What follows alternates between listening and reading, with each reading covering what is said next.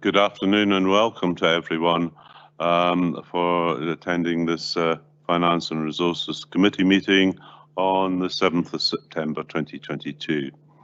In particular, on our top table, we have here Stuart Mackenzie as our Head of Finance. We have Grant Lane as Vice Convener, Lisa Simpson as Head of Legal, my good self, Kirsten as Clerk, and Thomas Glenn as our Chief Executive. So, I think Audrey's given you the kind of housekeeping rules, and as usual, if you can keep your microphones on mute unless you're actually speaking, and preferably, I will take questions if people raise hands, but it really does help, in sequencing things that people can put in the actual chat box. Whereas this morning, for instance, in housing, there was kind of a mixture of the two. Right. I know, I think the only, Councillor Kigali is online. But first of all, can I ask, are there any apologies, Kirsten?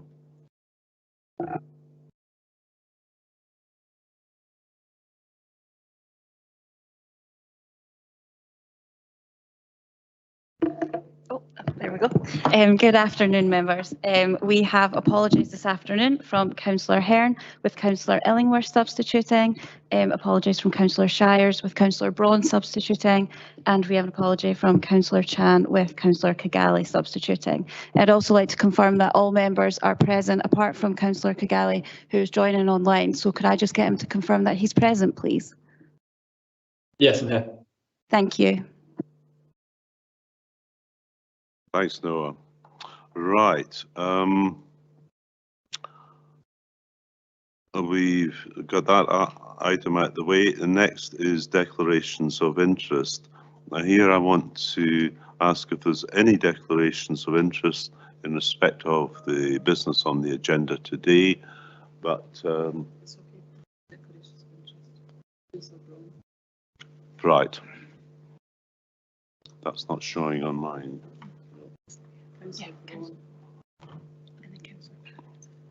Right, so we've declarations of interest from Councillor Braun. Yes, Convener, I have a non-financial interest in Live Active Leisure, which appears in paper 5. Councillor Parrott. Thank you. Non-financial interest in respect to the items considered at paras 4, 16 and onwards on paper 5. Okay. Parrott. I have the same declaration of interest, non-financial interest with regard to membership of the Perth Harbour Board.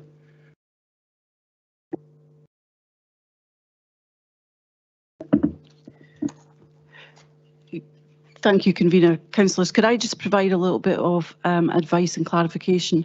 I was specifically sought advice from Councillors Parrott and Councillor Barrett in terms of their position to contribute to the revenue monitoring report, given that they are members of Perth Harbour Board. There is a specific recommendation within Perth Harbour Board relating to Perth Harbour Board within the paper, which it would be appropriate for them to declare their interest in and leave if that becomes that for that item, that part of the discussion. However, it would be my advice that in terms of the entire paper, it shouldn't preclude them from having discussion and contributing to the debate in terms of the rest of the paper. My suggestion, therefore, would be that given there is a specific recommendation vis-à-vis the Harbour Board, that we deal with that almost as a separate item at the start, during which Councillor Parrott and Councillor Barrett could leave the room and not participate in the debate or the discussion. It's a very pragmatic approach to take to it, but it's a small recommendation within a huge report covering the entire revenue budget.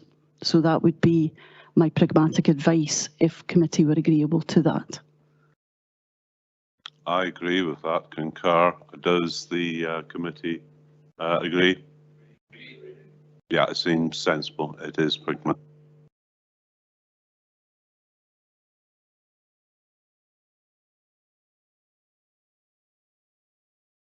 No further declarations of interest? Okay, we'll move on to the next section, and that's the request to address the committee under the protocol for deputations. And the committee is asked to consider a request for a deputation from Jill Belch, and she's appearing on behalf of the Scone and District Community Council, and it's in relation to the Capital Budget Monitoring Report. Now, it is up to the committee to either agree or disagree as to the request for a deputation, but can I find acceptance for that deputation? Right, we're all agreed on that. Right, and I think Joe Belch is in the audience. However, we're not going to take that until we come to the capital monitoring report. I don't think it, and I certainly wasn't going to change the order of business and then have capital monitoring prior to the revenue monitoring report. That just didn't seem to me sensible. So that's how we will do it, and we'll hear from Jill Belch later on for 10 minutes, but we'll come to that in a minute. Right, next point is on the minutes of the last meeting, and that was on the 15th of June. Does anyone have any comments, observations on the minutes? Are we agreed? Right, then we proceed. The next item then is the outstanding business statement, and so I wouldn't lose it. I have it down here. Right, which officer wishes to speak on that? What we have is the item 1 on the outstanding business statement is not complete, but that will be completed obviously at the end of this meeting. The other items have been completed with one exception, and that's item 6, and that's the requirement for a briefing session on IT. It's actually quite similar to what we had on the audit committee about 3-4 years ago, and I got a note from Alan Taylor stating, although it states not completed for the avoidance of doubt, I've asked committee services to set up a session as part of the forthcoming elected members development programme.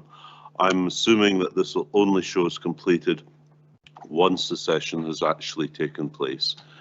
It will be ready to take councillors through our main IT systems at this session.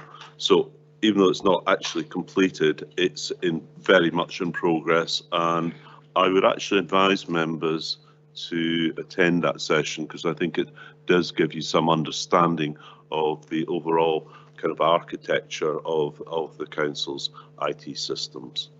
Right, we now move on to item 5, the revenue budget, and I'm going to ask here, Stuart Mackenzie is going to be introducing all of the other finance papers, but I'm going to be asking here for Scott Walker to introduce the report. So could I hand over to Scott?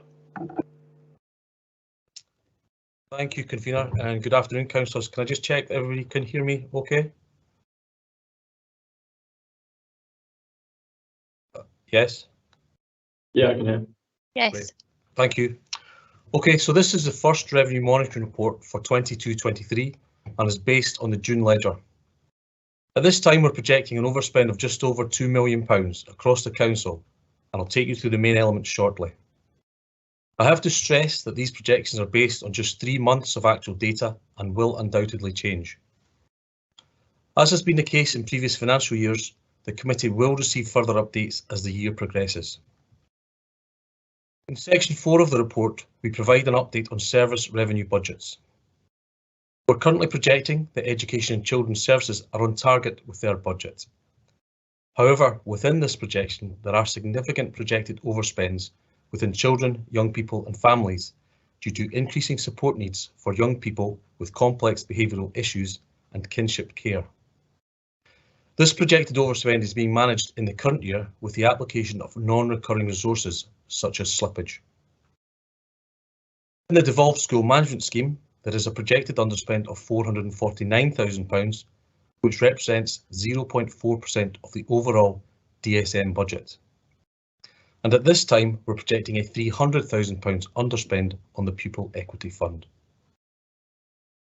Across the community service, we're projecting a net overspend of £248,000 for two main reasons. Firstly, within environmental and consumer services, we're experiencing inflationary pressures on fuel and a shortfall in commercial waste income. And secondly, we're projecting an increased deficit for Perth Harbour. The harbour has consistently run at a deficit, and information on the last 6 years is set out in the table at paragraph 4.17. Given this level of deficit and the financial challenge that the Council currently faces, the report recommends a review of the harbour operations for consideration by elected members. And finally, across corporate and democratic services, we're projecting a net overspend of £1.34 million. The main reason for this pressure is across the Council's property estate. Currently, we're projecting a £959,000 overspend on energy and a £740,000 overspend on property maintenance. Turning now to Quest Section 5, which provides an update on corporate budgets. At paragraphs 5.1 and 5.2 and Appendix 3, we provide a summary of the Perth and Kinross Health and Social Care Partnership position that the Integration Joint Board will consider in detail later on this month. From paragraph 5.4, we provide an update on council tax collection performance. To the end of July, we'd collected 37.35%, which is set out in the report. To the end of August, the comparable figure was 46.25%, which compares favourably with last year's position of 45.96%. This level of collection is encouraging, but will be kept under review as the year progresses. And at paragraph 5.9, we provide an update on the council tax reduction scheme, where we're currently projecting an overspend of £800,000. Section 6 of the report includes an update on the housing revenue account and includes the proposed drawdown of £950,000 of housing revenue account COVID-19 earmarked reserves to take forward the proposals that are set out in detail in Appendix 4. Section 6 also includes an update on our ALIOs. In particular, I would like to draw the committee's attention to the Live Active Leisure position. The board are working through a number of scenarios that may result in a deficit of between £600,000 and £1.2 million, and officers of the council continue to support and challenge this work. As is the case at this time of year, Section 7 seeks authority to update management budgets for last year's final outturns, specifically in relation to the DSM scheme and revenue grants received up to the 31st of March. Section 8 includes information on additional funding, specifically around revenue support grant and ring fence grant. Section 8 and Appendix 6 also includes details of £5.1 million of other funding that the Council will receive in the current financial year. Section 9 sets out several adjustments between budget headings that result in no change in the level of Council spend. And finally, Section 10 sets out a number of proposals to draw down funding from our earmarked reserves, including measures to support transformation, financial insecurity and children's services. Finally, Convener, I'd like to provide an update on the latest pay negotiations. Our understanding is that the unions involved in the single status negotiations have recommended accepting the package that was announced at the start of this week and are undertaking consultative ballots. Teaching unions are currently undertaking a consultative ballot over an offer of 5%, but recommending rejection. We're keeping this position under review, but if the current offers are accepted, then this will result in additional costs of around £14 million in the current financial year. When you apply this additional cost against our budget assumptions and the additional funding that we expect to receive from the Scottish Government, we will have to find approximately £1.6 million to fund the pay award in 22-23. These additional costs are not included within the figures in today's revenue monitoring report.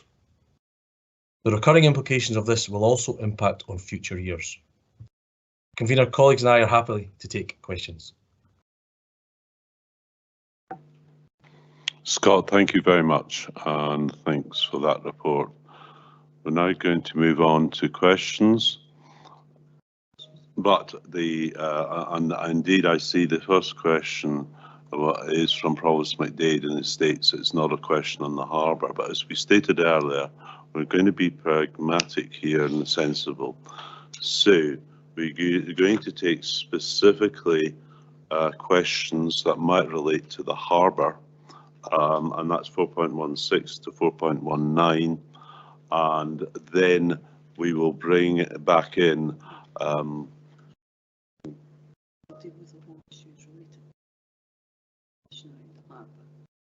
As I say, almost as a separate part. But we do that now. Question, discussion. Yeah. No, but it's not just questions, indeed, but discussion, comment, and also any resolution. So I simply ask the two members of Perth Harbour Board to leave the meeting just now, and we will call you back in so you can look at the rest of the revenue paper. I think that's a sensible way to do it. Okay.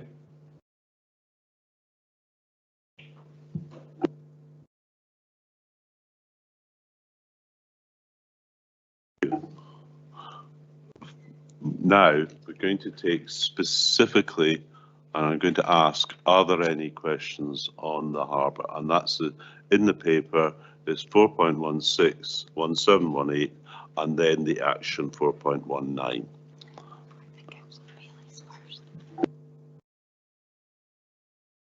Okay, I'm going to take Bailey, Alistair Bailey, first of all.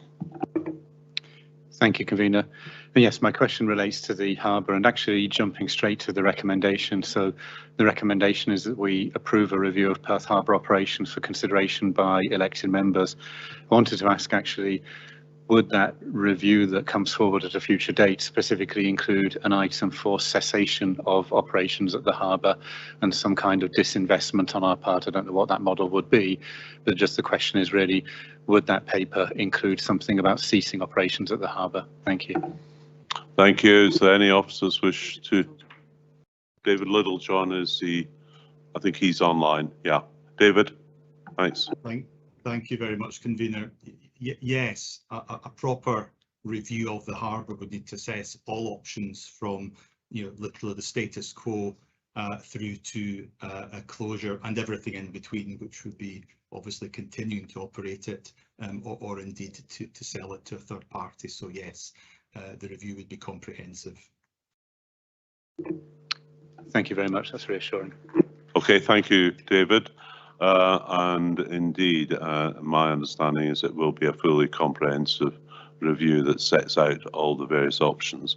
Right, in terms of other questions that are harbour related, I'll take next Councillor Duff. Thank you, Convener. In paragraph 416, it talks about an additional expenditure in the region of £80,000, which is largely in respect of the proposed dredging at the harbour mouth. However, I believe it also contains a small amount in relation to potential repairs to the Fairmaid tug following an out-of-water inspection that's due shortly. And I wonder if officers could give us some further information on that, please. Okay, thanks. And I'll go back to David on that one. Thanks very much, and thanks, Councillor Duff. Yes, when the Fairmaid was last inspected, there was some indication of some tremors in the propeller shaft. So that needs to be investigated, and that inspection is due to take place later this month. The cost of that inspection is included within the variance reported today, but we have sought an estimation of the likely cost should that propeller shaft required to be replaced. And that's the £12,000 that makes up part of the additional 80,000. So we don't yet know if that £12,000 will be required, but that's the estimated cost should the inspection conclude that the shaft requires to be replaced. Councillor Duff. Sorry, yes, if we could just have a follow-up in relation to that. In relation to this asset, which I think we lease out to, is it Montrose Port, do you know roughly what the value of the asset would be if we were to sell it and its kind of lifespan if we repair the propeller if it's needed? Thank you. David. Thanks for that. That's a more difficult question to answer. The Fairmaid is probably, all things being equal, about halfway through its useful life. So it's in terms of shipping, it's I suppose middle-aged. For insurance purposes, its values are at £350,000, but that doesn't necessarily equate to the I suppose the used value of a tug. It will obviously depend on demand in the market for vessels like the Fairmaid, but all we can say at the moment is for insurance purposes, 350,000. Thank you. That's fine. Thank you.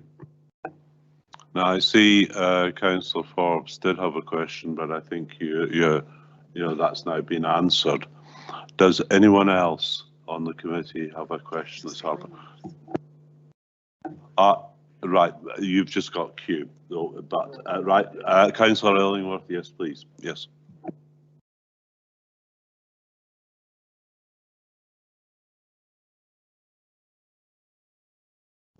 There we go, great, thank you.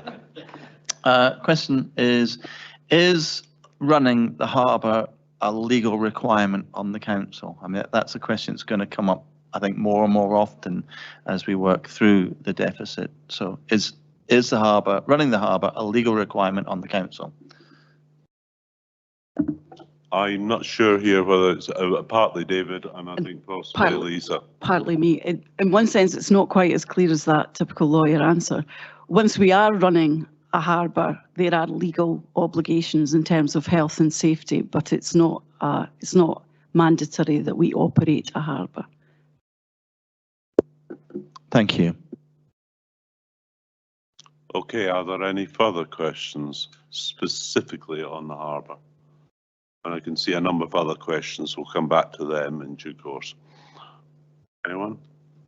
Okay, I'm going to now move that we approve sections 4.16, 4.717, 18 and 4.19, specifically the action, and that we agree that action.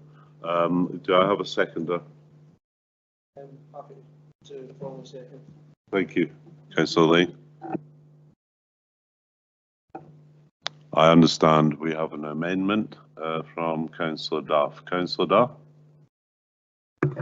Thanks very much. I would like to, in addition to the proposals round about the review of the harbour, add in the amendment which I've shared on the chart there, but basically that the committee approves the additional spend in line with the estimate of £12,000 if required, following, for repairs on the propeller for the Fairmaid tug following its inspection, and obviously that will be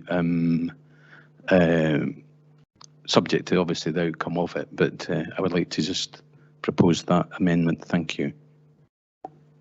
Thank you, Councillor Duff. Do we have a seconder? And I see Provost McDade is happy to second that. Happy to second that pragmatic proposal. Yes, Councillor Lane.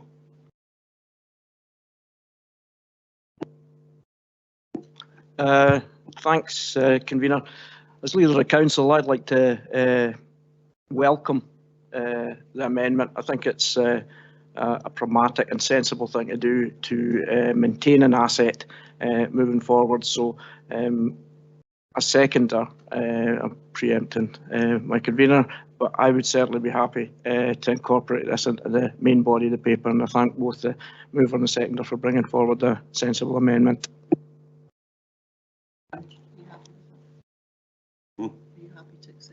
Yes. Absolutely, and I think it's a very sensible amendment, and I entirely agree with it.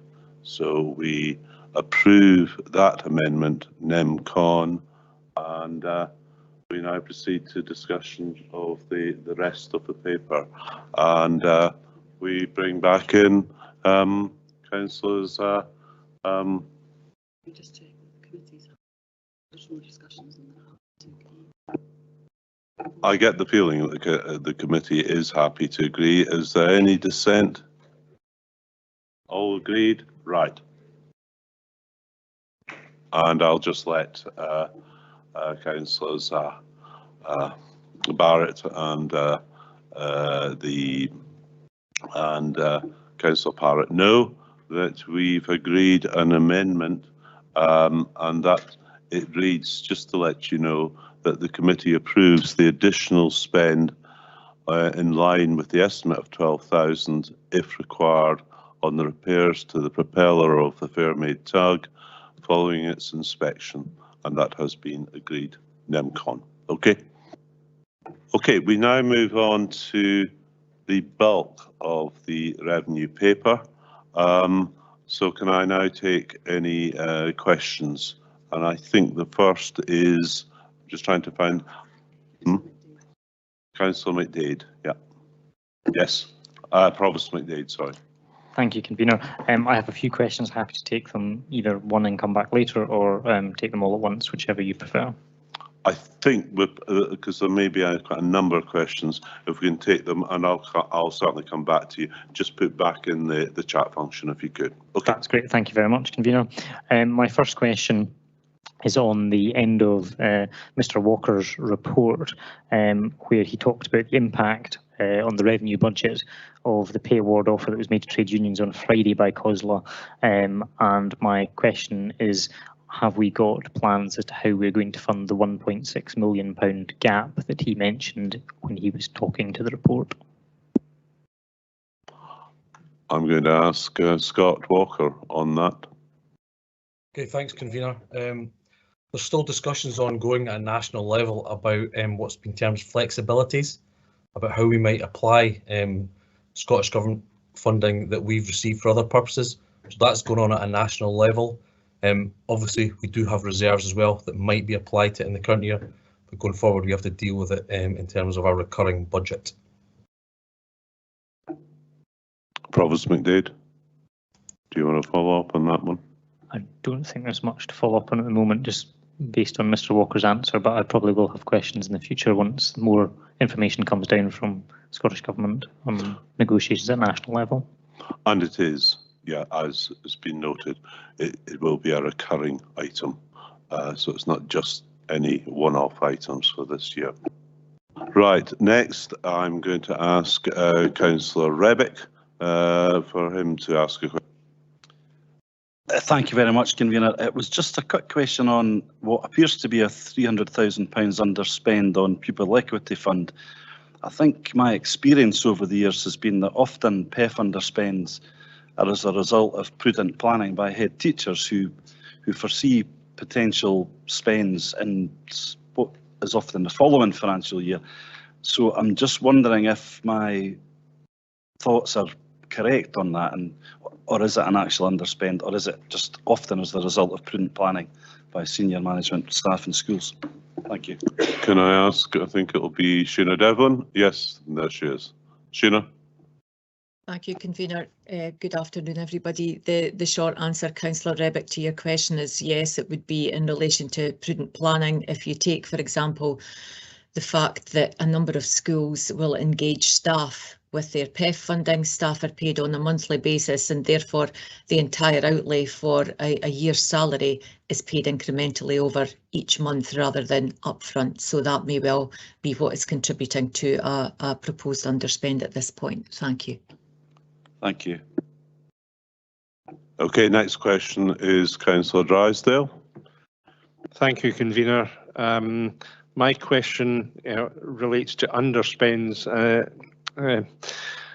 With the overall level of projected overspend this year, I should be delighted to see some underspends, except when I see what the the areas in which these seem to be occurring. I wanted to flag up in particular two. The first one is at 4.9, which relates to projected net underspend of 568,000 due primarily to reduced uptake for nursery and breakfast club meals and also staff slippage. I understand the staff slippage aspect, but I wondered how much of that 568,000 figure relates to reduced uptake, and also, if I may, what has been done to address that, and what are the reasons behind it. And my second concern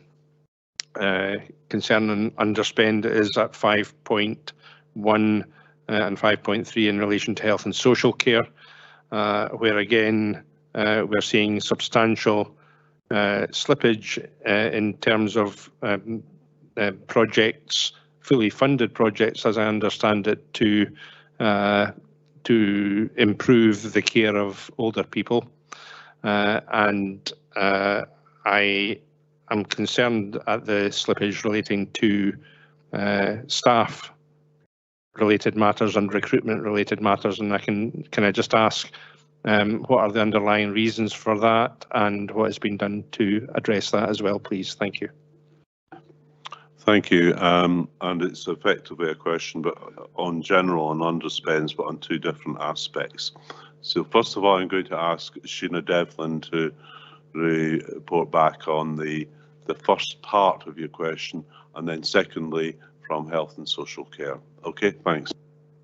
Thank you, Convener. And Councillor Drysdale, I'm reflecting on 4.9 and how it's been worded, and my reflection is making me consider that perhaps we have not best worded that to reflect what the current situation actually is, and therefore I understand where your question and your concern is coming from. In 2018, we were required by the Scottish Government to complete a template in relation to the planned expansion of 1140 hours across early learning and childcare. And what we were asked for in 2018 was the number of young people currently in early years provision at that time. We weren't asked to project what the numbers might be in 2022. And in fact, what we've seen, not just in Perth and Kinross, but actually across Scotland, is that there has been a decline in the number of young people in early learning and childcare provision. And so it is because the amount of money that we were given as part of the expansion of the rollout was based on our figures as 2018, when in fact the reality is that we're probably about 1,000 young people less across all of our provisions in Perth and Kinross. So it's actually not an uptake issue, it's actually about the fact that the reality of the numbers is smaller. So I hope that clarifies the situation around that point for you. Thank you. Councillor Drysdale. Yeah, that's very helpful in that point, and thank you for that, Sheena. Okay, can we have a response on the second part of Councillor Drysdale's question in relation to health and social care?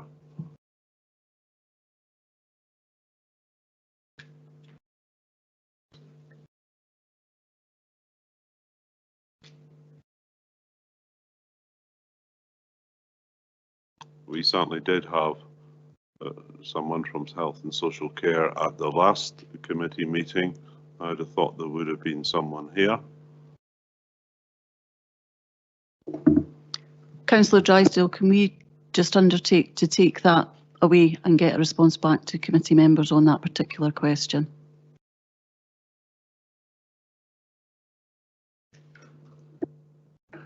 Thank you. Yeah, if there isn't anybody to specifically answer that, then that is obviously what we need to do. It is an important area, and I'd just like to fully understand the reasons behind the underspend and what is being done and can be done to address that. Yes, I certainly would too. Okay, but Lisa said we will endeavour to get a full and detailed response and hopefully as soon as possible. Officers will provide a briefing note. Right, next question is, I believe, is from Councillor Barrett. Yeah. Councillor Barrett, yes.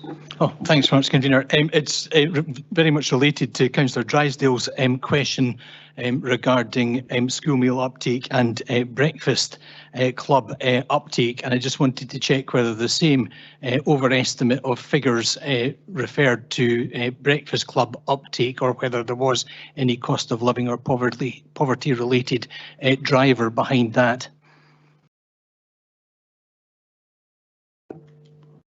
Sheena. Thank you, Convener. Councillor Barrett, we are have not been made aware by any of the current or former users of breakfast club provision that the cost is a barrier to that. We provide support in terms of access to that. We have continued to encourage uptake where we see that numbers are decreasing, but what we have certainly found on the back of the extended periods of lockdown that we had over the past couple of years, that we are not back to the kind of levels of uptake in a number of service provision areas that we were previously, and so we will continue to make all stringent efforts to ensure that those who might best benefit from that are able to participate. Thank you. Councillor Barrett. No, that's fine, thank you. Okay. The next question we have is from Councillor Forbes, and it seems it specifically relates to, is it 4.6? Councillor Forbes. Yeah, thanks, Convener. I have a feeling that my question may well have been answered in amongst some of the other questions, but I'm concerned about the staff slippage in the nursery sector, and I'm wondering if that's the same old issue of getting hold of qualified staff for that sector. Convener, I'll revert back to Sheena. Apologies, Convener. I'm happy to answer, yes. In relation to the totality of that underspend that's projected in that section, Councillor Forbes, approximately, I think it's about 180,000 actually relates to staff slippage in the nursery sector. And my understanding is that that is not about a recruitment difficulty per se, but rather that is about natural turnover. So that it's not that we're experiencing significant challenges in recruiting in that area. Thank you. Councillor Forbes. Yeah, that's fine. Thank you.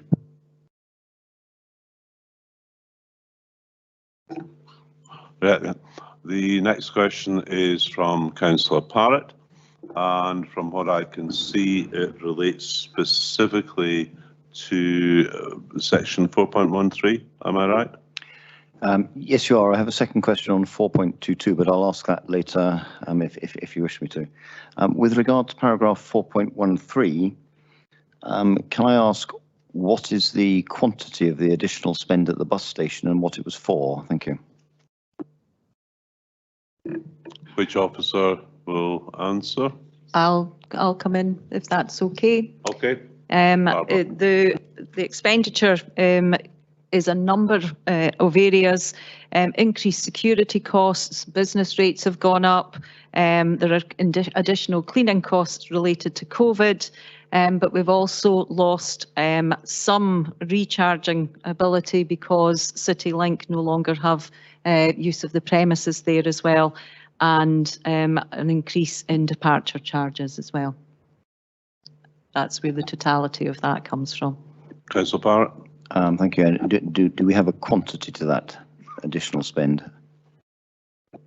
The variance reported, I think, is 40,000.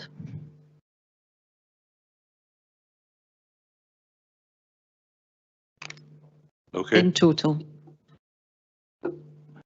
Yes, but that's a net figure. That doesn't relate to what the additional costs at the bus station is, and that's the figure I'm after. Thank you. Sorry, Councillor Parrott, I think it is additional 40,000.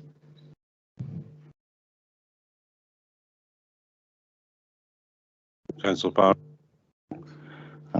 Perhaps we can take this offline because that's the papers refer to a net underspend including other things, and I'm rather interested in the bus station. The second part of my question related to this paragraph is the deficit on the car park trading account. Is that down to fewer people parking less? Thank you. And if I can come in with that as well, then, it's a number of reasons. Some bad debt provision there of 114,000 and a loss of income mainly from on-street pay and display of just under 200,000. Could I just say, I think Scott Walker also wants to come in at this point. Scott. Thanks, Convener. Sorry, it was just to go back to the bus station. Councillor Parrott, it's just a coincidence that we've got an underspend of £80,000 netting off the overspend of £40,000. So as Barbara says, the bus station is overspending by 40, but the report is underspending by 40. So there's a bit of a coincidence. Okay, thanks for that. Right, the next question is from Councillor Illingworth. Thank you, Convener. The recommendations say that this position regarding overspend will be kept under review and mitigating action may be required within this financial year. Are there any views on what this mitigating action could contain? Scott Walker. Okay, thanks, Convener. So basically, we're asking all budget holders to review their expenditure, as we do as individuals. We're also early in the financial year, so projections will change, and we do tend to, as we get more information throughout the financial year, we're able to refine our projections, and traditionally more underspends develop. But ultimately, we're basically asking people to tighten their belts and minimise non-essential expenditure. Thank you. Councillor Illingworth, you okay? Right, next, and quite clearly, we are going to have to keep a very tight rein on our finances to look at matters, and it's going to be evidence-based, and it's going to be very tough conditions over the next 6 to 9 months at the very least, and I think everyone's aware of that. Can I just, right, next question is from Provost McDade. Thanks, Convener. My next question is, what is the inflationary impact on our PFI initiatives and similar contracts, and what is the likely cost of these next year for the council? Going to ask Scott, and maybe that Stewart wants to come in here too. I leave between the two of you, but obviously it's a question of retail, the RPI index. But Scott first. So in terms of the current year, the council provided a budget for the current year. Our concern is going forward, because we will set next year's PFI budget, obviously in February, but it will be based on January inflation information. So we've got a watching brief on that, but it may be significant. I don't know if my colleagues in education want to add anything to that. Anyone wish to add? No, Convener, nothing to add to what Scott said. Nothing to add, right, okay. Provost McDade, you want to follow up? Yes, please. I don't know if any of our officers would be able to tell us what the cost of buying out those contracts would be, as has been done by some local authorities. Anyone wish to answer on that? I'll come in, Convener. It's something that we are keeping an eye on, but it's just now the number is too big to make it stack up. But our colleagues who monitor the PFI contract are looking at this, looking for the tipping point. Okay, and I think Stuart McKenzie is going to make some comment.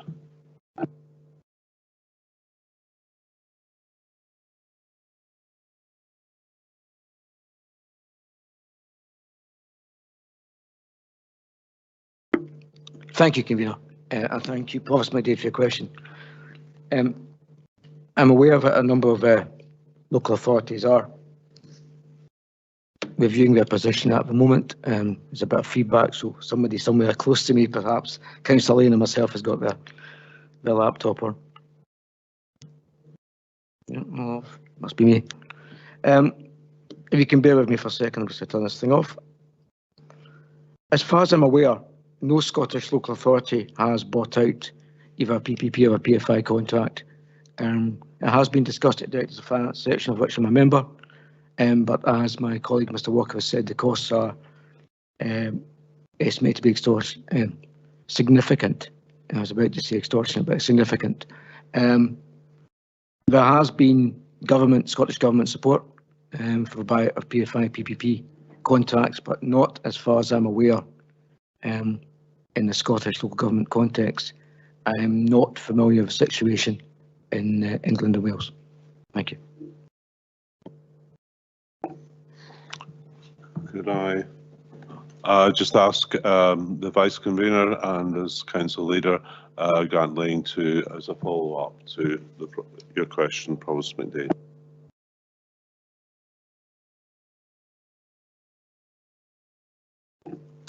Thanks very much, Convener. I was just wondering if we could ask Mr Walker, just for I know that it'll be hard to judge where inflation will be in January, but could give us a quantum, say it was to be as it is just now, what sort of sums are we looking at, just so as we can get a handle on how eye-watering or not that the increase would be?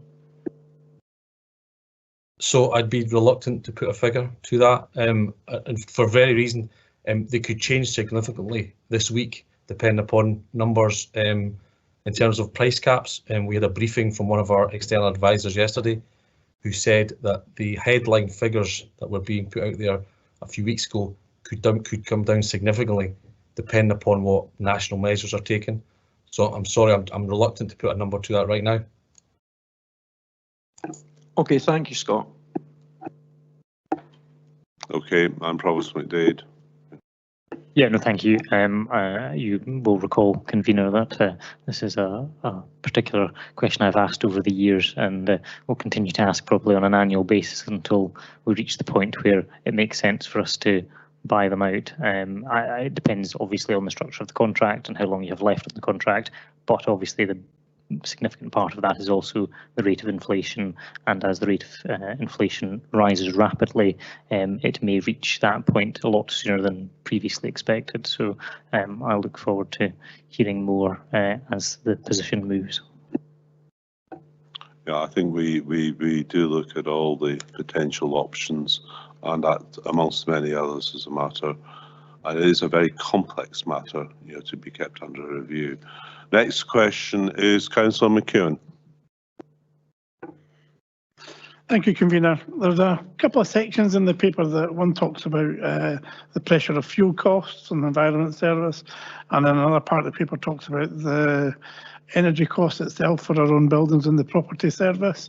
I'm just wondering, as a council, what options and flexibility do we have to purchase fuel and energy as an actual council itself? What's our mechanisms and processes by which we do that so that we can get best value in what is a very heated market? Could I ask John Beveridge on that? Thank you, Convener. Currently, we are purchasing our energy from Scottish procurement, which is what all local authorities tend to use for purchasing energy. It protects the council to a large extent of a lot of the increases that we've seen over the past few months. So currently that is the approach that we are adopting and continue to adopt. Anything further? Councillor McEwen.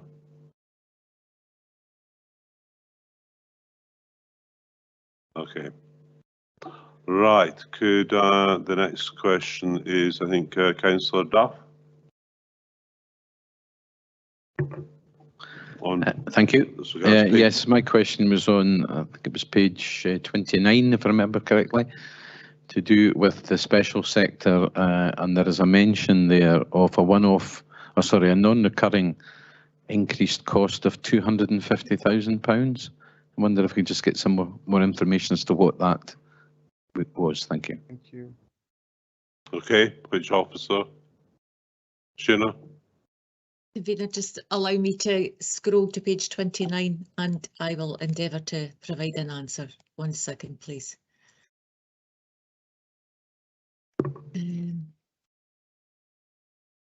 Check if I was on the correct paper.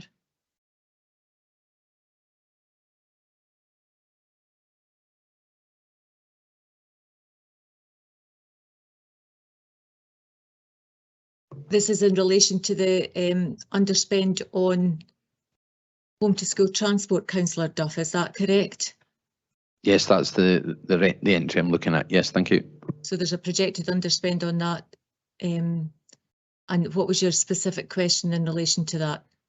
Yeah, at the end of that sentence, it says, after allowing for non-recurring increase of £250,000. I was just looking for some information around that particular increase. Thank you. Perhaps Greg Boland would be better placed to answer the specifics of that question than myself. Councillor Duff, thank you. Greg. Yes. Thank you, Convener. Yes, Councillor Duff, it's in relation to, you might be familiar, we had a recent overspend in recent years to do with our ASN transport. As part of trying to reduce our spend in that area, we carried forward £250,000, which I think you're making reference to. That was really to allow us the time to do the review which we're undertaking to bring the spend down. And I'm pleased so far that we are making inroads into reducing our ASN expenditure, and we are currently showing an underspend in the current year. But we do need to remember that as one-off funding, so that 250 will be removed next year. So we're still working a way to try and bring back a balanced budget for financial year 23-24. Okay, thank you. Okay, now before I move on to the next two questions I have here is from Councillor Stewart and also from Councillor Braun. I note that Mark Butterworth and also Fraser Crofts had come in, and it came in a bit later with answers, and that may be in relation to Councillor McEwen's question. So could I ask Mark Butterworth and Fraser Crofts? Mark Butterworth. Yeah, thanks, Convener. Yeah, I was just going to add in terms of the answer, as well as looking at obviously better ways to purchase fuel, we're also looking to reduce fuel as well. So we're looking to develop an electric vehicle strategy for the council. So hopefully we will bring that forward, so that will not only look at the cost, but it will also bring down the usage of fuel, which is obviously something which will significantly help us in the future. Okay, and also Fraser Crofts. Thanks, Convener. It was just to confirm, similar to the response for energy, that the fuel is procured in the same way as the energy. Thanks, Convener. Sorry, because I only saw those two names at the end of the list here. Now we'll revert back to the order of questions, and could I ask Councillor Stewart to ask his question, and then it will be Councillor Braun. Thank you, Convener. It was to return to the question from Provost McDade on the Pfi and Ppp contracts. Although the total sum to buy out those contracts might be eye-watering or unaffordable, I can't remember what the precise wording was. Presumably they are separate contracts, so the council could look to buy out one or other at a time. Is that the case?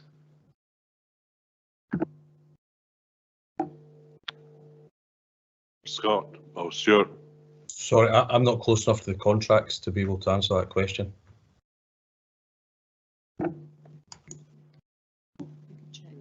I'm happy to have a follow-up note on that. It is a very complicated, complex area with contractual relationships. So I think we will leave it and we will get back to you. Okay, would that be satisfactory? But Greg is, yeah, okay. Yeah, Convener, if we're talking particularly about the 6 community campuses across Perth and Cross, it is one contract with Axiom, so it is one contract.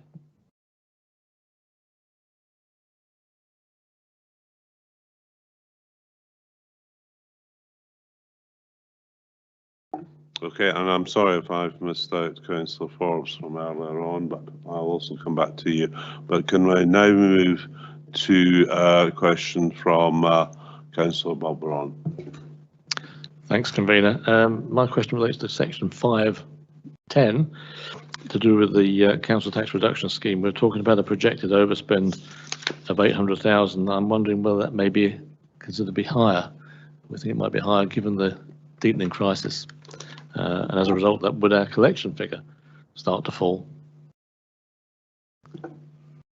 Scott. Is Lynn Brady on the call? She's closer to the council tax reduction scheme. Okay, right. Fire away. Yes. Firstly, in terms of the council tax reduction scheme, it's a statutory scheme and it's also part of our income maximisation, which we do with customers who are struggling. So yes, the numbers may increase. They may also come down slightly as well as circumstances change. Things change in people's lives and people's household, but we are keeping a very close watch on that. What we'd also say is what also impacts on council tax reduction spend is the actual level of council tax itself as well. So there's a number of factors we'll have a look at. With regards to the council tax collection, it's difficult to say. We're keeping a watch and brief on that. It's holding up at this moment in time. We're not looking at it monthly, we're looking at it basically on a daily basis and having discussions about what's happening, what our customers are saying on the phone, are we getting the right information out to them, should we do anything with financial arrangements, for example. So we really are keeping a really close check on that, and the measures that we're taking so far are being effective. Obviously, what we don't know is what other impacts the cost of living crisis might have on people, but we also don't know what other measures might come in to assist people too. Does that answer your question? Does. Thank you very much. Thank you, Convener. Thank you. Okay, that's fine. We now move on to Councillor Forbes, and I apologise if I didn't take you slightly earlier on. Far away. Thanks, Convener. 6.11 tells us that there'll be a deficit of LAL between 600,000 and 1.2 million, but then lists 4 bullet points, which, as I read them, all seem to be relatively good news. So I'm possibly missing something here, but I'm slightly confused by that. Yeah. Scott. So the bullet points are intended to set out how variable this could be. Live Active Leisure are produced this information based on 3 months worth of data. One of the biggest contributors to their position will be their income in terms of memberships, etc. Traditionally, September, October is the time when memberships take off after the summers, etc. And depending upon how those memberships take off, that will result in additional staffs having to be employed to take classes, etc. If there are more users, that will impact on energy, etc. So yeah, it's a very variable situation, and we're basically just trying to list some of the factors that Live Active Leisure are dealing with in order to provide these projections. Councillor Forbes. Yes. Thanks, Scott. So somewhere in amongst all this, does it tell us what the deficit is, or how far behind they are in terms of either customers or what customers are spending? Because I guess that's the key to this, isn't it? Absolutely. Membership income is a big element of their income.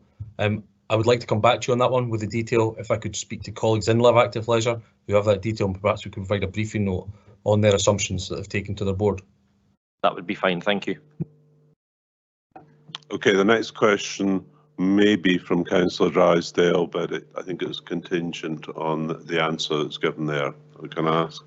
Thank you, Convener. It's not often I find myself thinking along the same lines as Councillor Forbes, but I am today, and I was going to ask a similar question, and I suppose the additional component would have been in relation to the new facilities at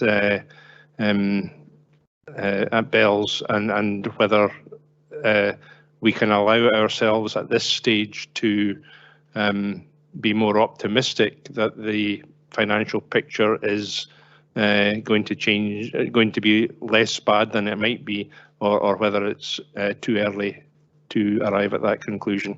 Thanks. Response. Councillor Drysdale, I think it's too early.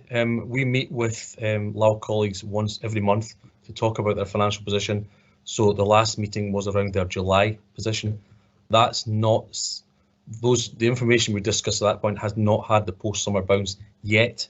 As that comes through, we would hope to be able to refine these projections, but we'll include that detail in the briefing note that we provide.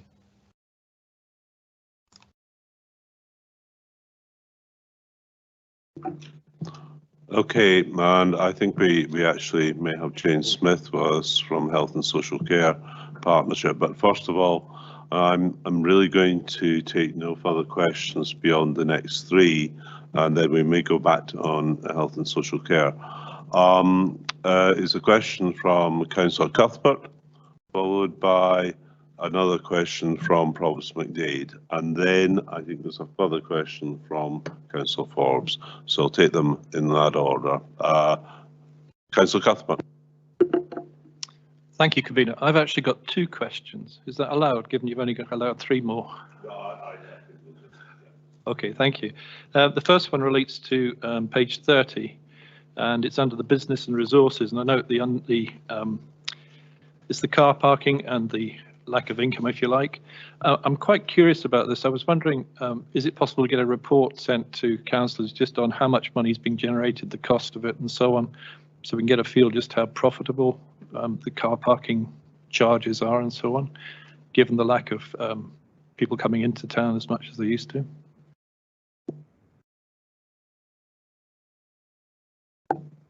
Right. Happy to do that, Councillor Cuthbert. Okay. Yes, thank you, Convener. The second question relates to page 31 under Appendix 2. It's the Legal and Governance Services. It talks about rephasing of expenditure relating to council-approved projects, Kinross Area Committee and event support, and I wondered what that related to. Do you have an answer? Can you point out where that is, Councillor Cuthbert? Sorry. 31. 94 rephasing. Council-approved projects, Kinross Area Committee and event support.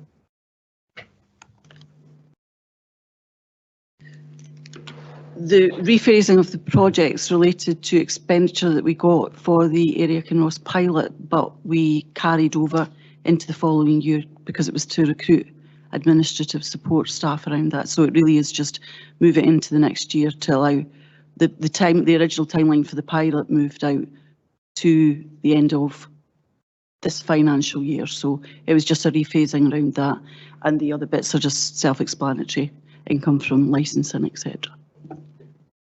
Okay, I'm conscious of time, but Councillor Parrott has also indicated he did want to ask a second question.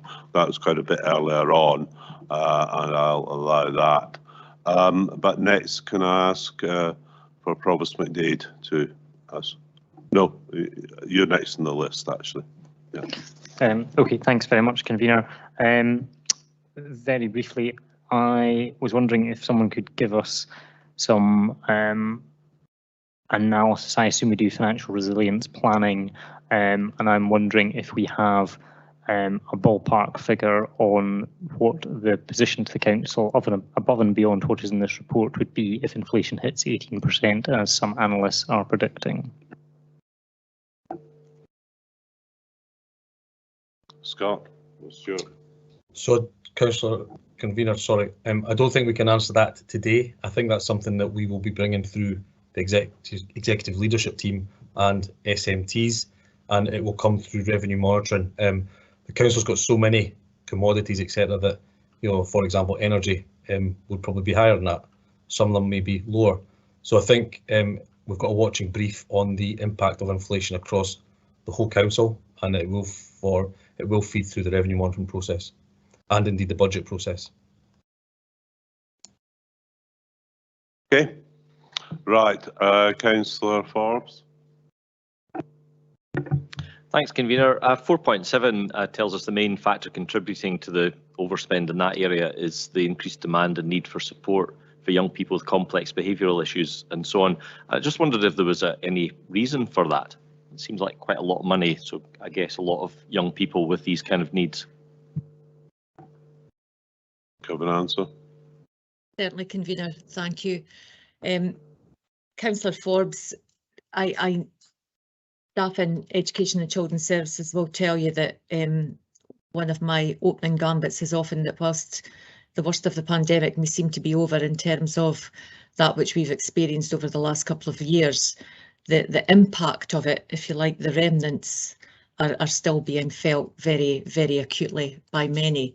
And what there is national and indeed international research which confirms that the periods of lockdown, the periods in between lockdowns as well, that sense of social isolation, that unavailability of resource activity and opportunities that would naturally have been afforded to a number of young people has been significantly challenging and has taken its toll on the health and well-being of many children and young people. And it is this particular cohort that have been probably most disadvantaged by the experience of the pandemic. And so we have a range of young people who were already vulnerable for many different reasons, who have perhaps become more in need of acute and targeted resource. So these factors that, as I say, have been compounded by social isolation, loneliness, and a number of family situations has meant that we have seen an increase in the need for a number of young people who have required very specific and specialist support. To quantify that for you, which might be helpful, because what I do not want to do is create the impression that what we're talking about over the 21,000 young people that we have that attend our nurseries and our schools, that this is a significantly high number. It is not. It is approximately 21 young people, and fees for those young people for the residential accommodation that's required will range from anything from 75 up to about £300,000, and therefore you can see where there's significant expense incurred. But it is important that these young people with very specific needs have those needs met. Thank you. Okay, yeah. Thanks, Sheena. That makes sense. That was really helpful. Thank you. Are you confident that we have the resource? I don't mean the financial resource. I mean the actual people, the psychiatrists, psychologists, whatever we need to deal with this. Elsewhere in the paper, Councillor Forbes, you may have noticed that there is a request for a drawdown from COVID reserves of circa £190,000 for some additional staffing to support young people in this area. So we are asking for that to be approved today as well. And we also recognise that we will provide absolutely as much support as is appropriate, but when we get to specific specialist levels of support, that does require to go out with the local authority. And sometimes, of course, it may be that a judge or a sheriff has advocated that a young person requires to be placed in a particular establishment, and therefore that's actually out with our gift to control that. So there's a range of different factors in here, but I think putting that number around that, I hope, helps provide some reassurance that we are actually providing the right kind of support for these young people. And at the most acute end, it is a very, very small number of young people that's requiring this very specialist assistance. Thanks, Sheena. Just if I can just go back, are you confident that the help is actually there? You know, the places on the residential, whatevers, and the psychiatrists, do they actually exist?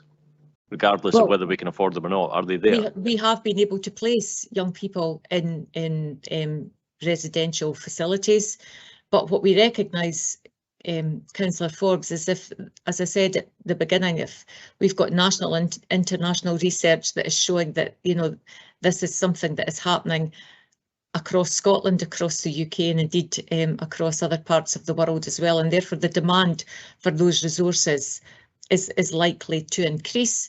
and it's just something that we need to watch and manage, and do that in conjunction with a range of partners. Thank you. Thank you. Next question is from Councillor Parrott, and then as the very final question, if he so wishes, I'm going to invite Councillor Drysdale to resubmit his question on the Health and Social Care Partnership, because it is such a significant factor and it's very important, and Jane Smith is now in the meeting. So Councillor Parrott. Thank you very much, Convener. I'm at paragraph 422, and I'm just wondering, I realise energy prices are something of a movable feast at the moment, but I'm just wondering what sort of percentage increase on prices the net projected overspend of 1.658 million represents. Thanks. I think John Beveridge. Yeah, if only it was as simple as that to answer in terms of the actual projected percentage increases. It's quite a complex calculation to get to what the increases are. But in terms of for this year, our projections are unlikely to kind of change beyond what we've already said. For future years, it's at the moment it looks like they're not going to change much either. We've currently bought all the energy for year 22-23. But it is quite a complex calculation to get to the actual percentage increase, and it differs between electricity and for gas.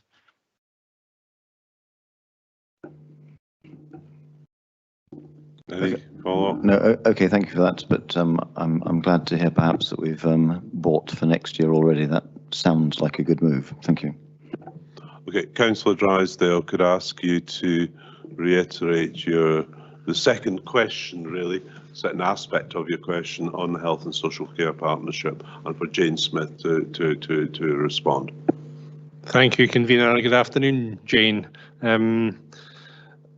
Yeah, my question was in relation to, we obviously have overall a significant overspend forecast at the moment, but within the health and social care setting, we have a projected underspend of 1.2 million as set out in paragraph 5.1 in relation to older people's services in particular, and separately a projected underspend of 356,000 in relation to what's called non-devolved social care functions.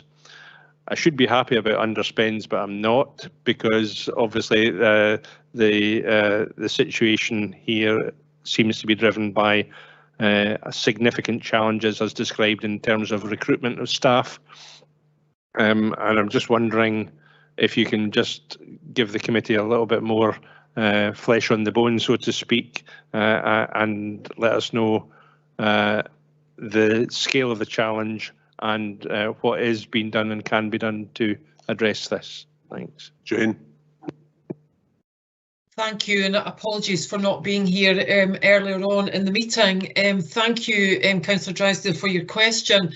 The underspend is significant. The key drivers within older people services are twofold. First of all, it relates to slippage in investment. Now, in 22-23, we are in a very fortunate position of having significant investment passed through from the Scottish Government to invest in our older people's services. And what you're seeing coming through in the position is slippage in our ability to invest in increased capacity and new service models. So whilst that's unfortunate, it does remain a good news story in that we have the funding. We are seeking to invest to expand capacity, and the forecast slippage from that, the investment relates to the sheer scale of the changes that we're making, but also, as you say, Councillor Drysdale, some issues in relation to recruitment of staff into the services. So it is a mixture of good news on one hand, in that we are proceeding with that investment. Our models of care are being implemented, but it's taking longer than we've anticipated, and we're looking at all sorts of ways through our workforce plan to increase recruitment and indeed to retain staff across our older people and indeed our other services. The other area of underspend, which is less clear for us to understand the ongoing implications, is around care home placement, where we're seeing a continued reduction in demand for care home placement from older people across Perth and Kinross. And the impact of COVID is very clear in terms of that demand, but what that impact is going to be in the longer term is still something that that we are investigating as part of our budget setting going into 23-24. We'll need to make an assessment around the ongoing level of demand that there's likely to be in the next year and indeed 3 years in relation to care home placements. I hope that's answered your question, Councillor Drysdale. Councillor Drysdale, and then I'm going to take no further questions. In that case, let's move on. Thank you very much, Jane, for that explanation. Thank you. I thought it was important to get that fully addressed. Right. We now move on to, I shall move the report with the amendment taken earlier on. I just say this is the first revenue monitoring report for the current financial year and covering the period to 30th of June. Earlier on, Scott Walker gave you all, as elected members, a comprehensive, I thought, very thorough commentary on the contents of this report. I think it's self-evident the Council itself is not immune to the extra costs that households right across Perth and Kinross are experiencing. We too, in the Council, are, and with our operations, are experiencing significant cost pressures in relation to fuel, to energy, to maintenance. Whilst we're currently projecting an overspend of just over 2 million, that is based on the June ledger, and it's going to almost certainly change, and it's going to have to be constantly monitored. I welcome that this position that will be kept under review by officers, and I have no doubt that will be the case, and you will receive updates throughout the financial year. There's also, I think we should draw the committee's attention to a couple of proposals in the report.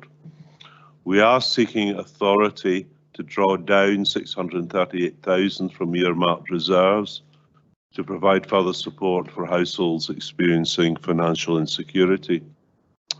We're also proposing to release 188,000 of resources to maintain capacity in our teams that support children, families and young people who are experiencing a significant increase in the number of referrals, and it's been referred to already.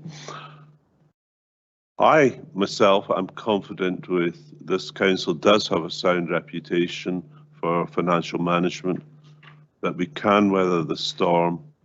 And I certainly would like to extend my thanks to the Chief Executive and the staff across the whole of the Council for their continued efforts. And it's probably going to get significantly more challenging over coming months. I'd like to move the paper, and with the, I think you can see the various points made, and I'd like to ask for a seconder, and I believe that'll be Councillor Lane, Vice Convener.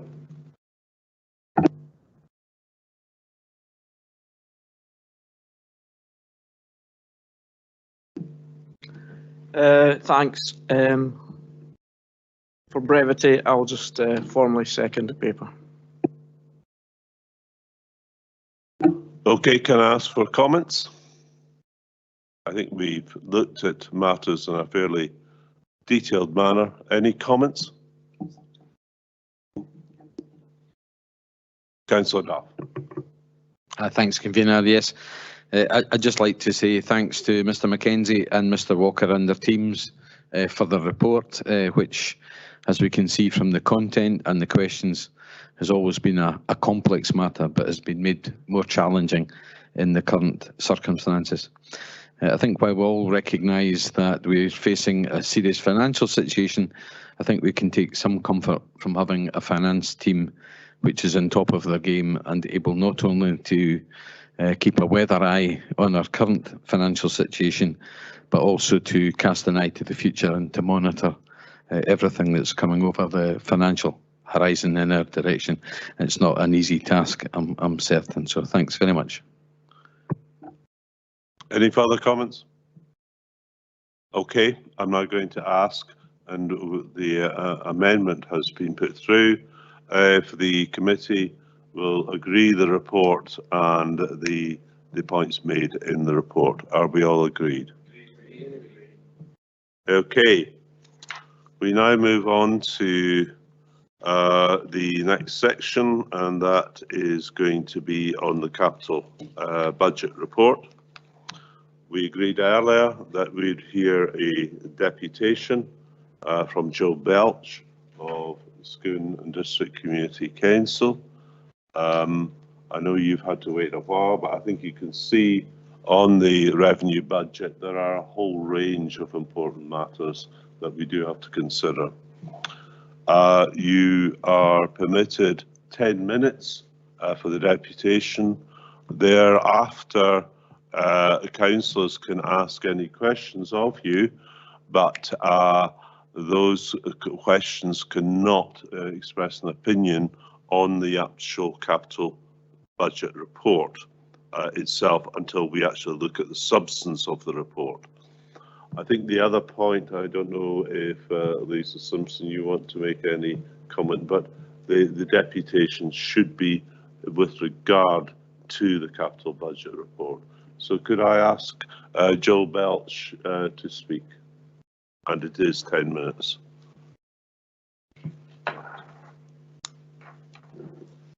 Thank you very much indeed for giving me the opportunity to speak. I am grateful because, exactly as you've said, I can hear the problems and issues that are facing us all, and I'm grateful for this opportunity. What I'd like to focus on is the justification made for the overspend on the CTLR in terms of the risk assessment made. I'd like to direct your attention to Appendix 3, Section 5, if I may.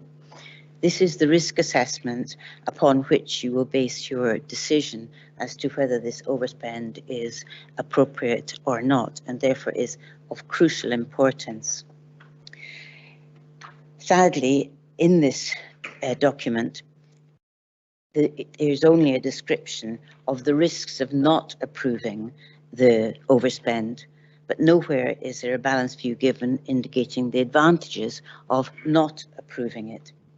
And I ask the councillors to query about this one-sided view and also ask how a decision can be made without argument sides of both sides being considered. So if you look at 5.3, the main risks relate to the council's statutory duty to secure best value. In June, the council meeting reported that the Perth and Kinross Council faces an unprecedented estimated funding gap at that time of 24 million, with councillors talking about significant budget cuts and spiralling costs of already agreed items. We've heard that inflation is at a 40-year high, energy costs for the council are expected to double, pay increase demands that we're hearing about will continue, and bus services are being curtailed. When I contacted the council for the cycle pedestrian route and also for 20-mile-an-hour areas, I'm told that job vacancies aren't being filled and that further work cannot be taken on. And I question, therefore, if this overspend is best value and whether a debt-ridden council unable to serve its community thanks to a road is the best way forward.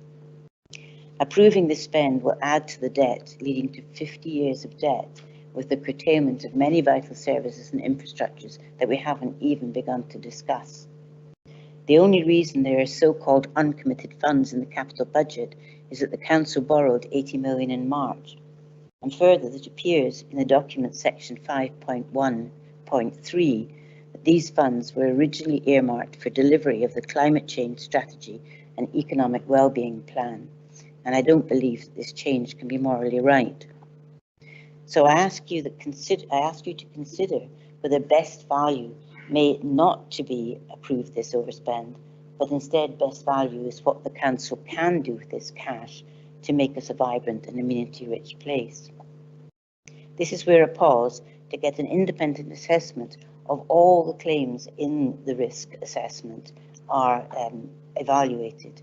This is appropriate decision-making, not being persuaded by an appendix which only gives you the negative views. Moving to 5.4, the council owns land it won't need, costing 5 million. Has anyone asked if the landowners would take it back? There was a lot of controversy at the time with various reporter meetings. Further, why doesn't the council do something really innovative with this land, like building solar farms? The Scottish Government wants 2 gigawatts of energy in community hands by 2023. Get the communities involved. We will help, we will invest, get grants and have some solar farms or other land initiatives that provide benefit to us all. 5.5. The strategic housing set out in LDP 2 cannot be delivered without the CTLR. It would impact on land deals and investment decisions. However, we're not told what these land deals and investments are and whether they're fixed in stone. Do you know? Can you make a decision without knowing that? You should have this information before deciding. We know that LDPs can be changed when material considerations appear. Further, it'll kill the city centre as businesses move out to cheaper accommodation and tourists use it as a Perth bypass. Have these costs been assessed? I'm sure they haven't. The Scottish Government has recently endorsed the concept of 20-minute communities, all with amenities, and the CTLR goes completely against this. There are plenty of rural communities in Perth and Kinross calling out for new homes, and it's nonsense to suggest that the CTLR is crucial for this.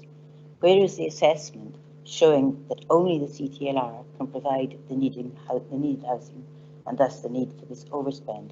You haven't seen it. Although the paper talks about the CTLR reducing pollution and congestion, when I asked the senior council officer where would all the 10,000 households along a string design of the CTLR go for amenities, if not into congested Perth, I was told that this was a problem for the future. And I would have thought that the role of the council is actually to future-proof.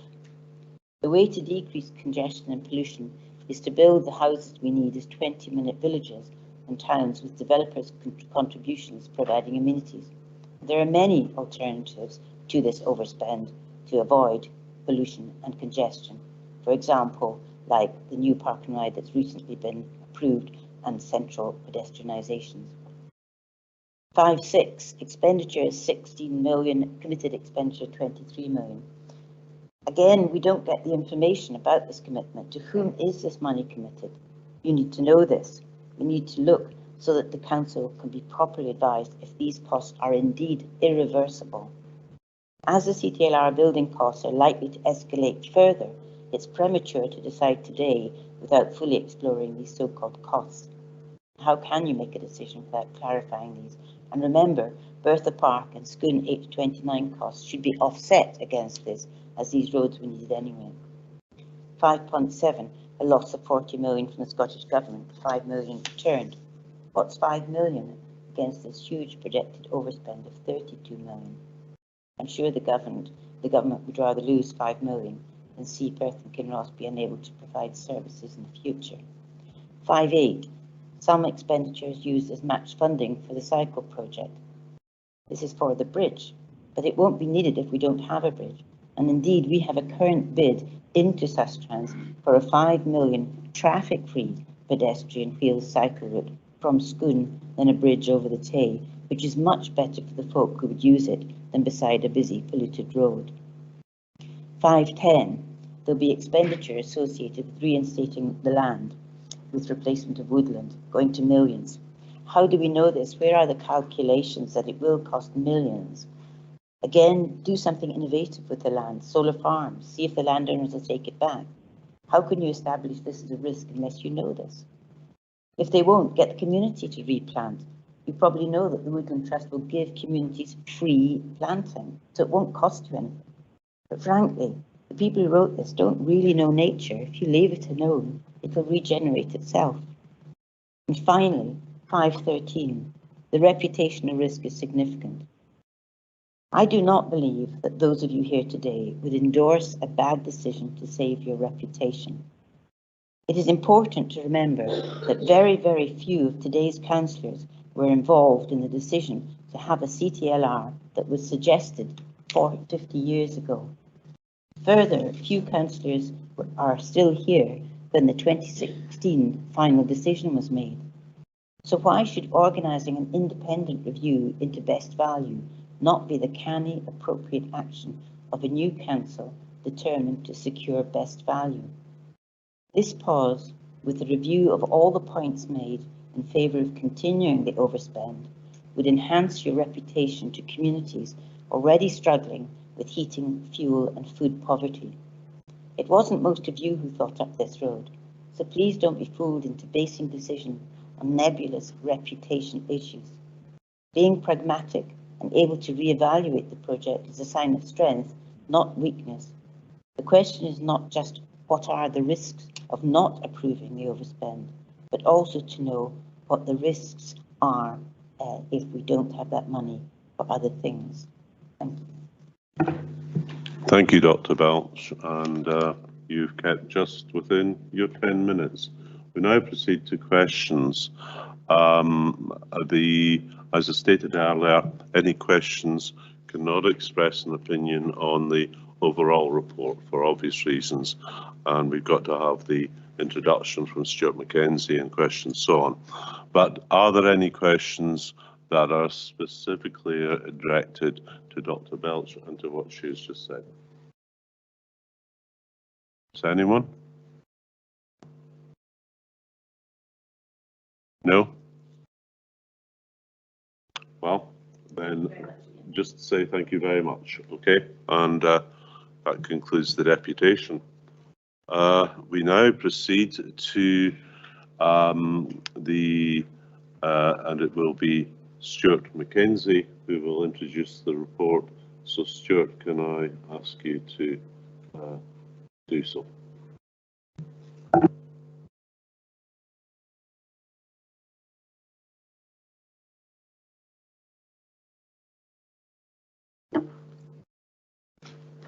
Thank you, Convener. Apologies for the pause there. Good afternoon, councillors, and thank you, Dr. Belch, for your presentation. This report provides an update on progress of the council's approved capital budget and housing investment programme based upon expenditure to the end of July. Gross expenditure in the General Fund programme over the 6 years to 2027-28 is currently estimated at approximately £683.1 million. This is an increase of £37.1 million over the position approved in April and reflects the receipt of additional funding and the recommendations contained within the report.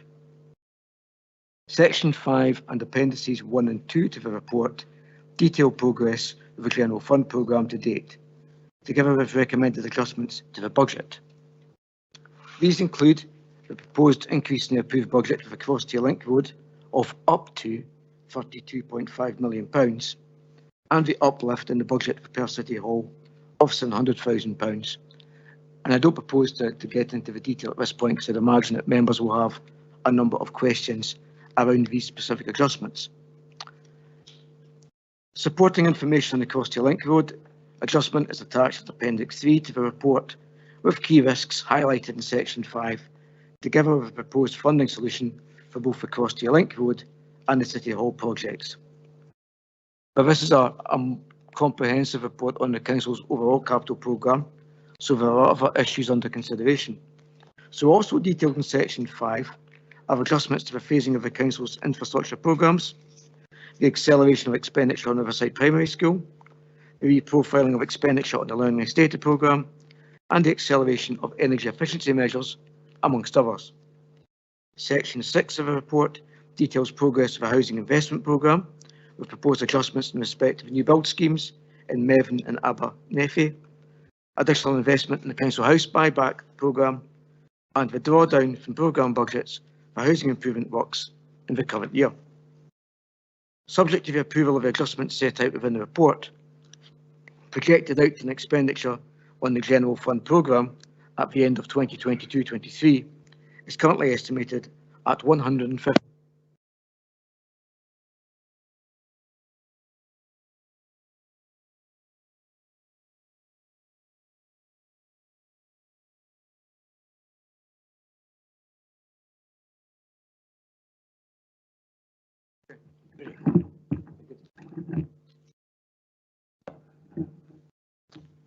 Sorry, the excitement must be killing you. Subject to the approval of the adjustments set out within the report, projected outturn expenditure in the General Fund programme at the end of 2022-23 is currently estimated at £150.3 million, or 109% of the budget approved in April. The projected outturn position for the Housing Investment Programme is estimated at £18.1 million, or 101% of the budget approved in April. Colleagues and I are happy to take questions, Convener, and I would thank Councillor Lane for his technical assistance. Thank you. Okay. And hopefully we don't have further problems with the mics. Right, first of all, purely on questions before we get on to moving the paper and comments and whatever. Could I take, I think the first question is from Councillor Forbes, and it's on 5.23. So could I ask Councillor Forbes? Thanks, Convener. 5.3 tells us that an awful lot of the costs are going up the way. The one figure that's completely stagnant is the money from the Scottish Government. On 1st of September, John Swinney said the Scottish Government cannot offer any more money to end the dispute. This was the bin strike. On the 2nd, the BBC announced that £340 million had been found. So given John Swinney's clearly been dipping down the back of his sofa, can I ask if we've asked the Scottish Government for any more money, and if not, why not? Who wants to answer there?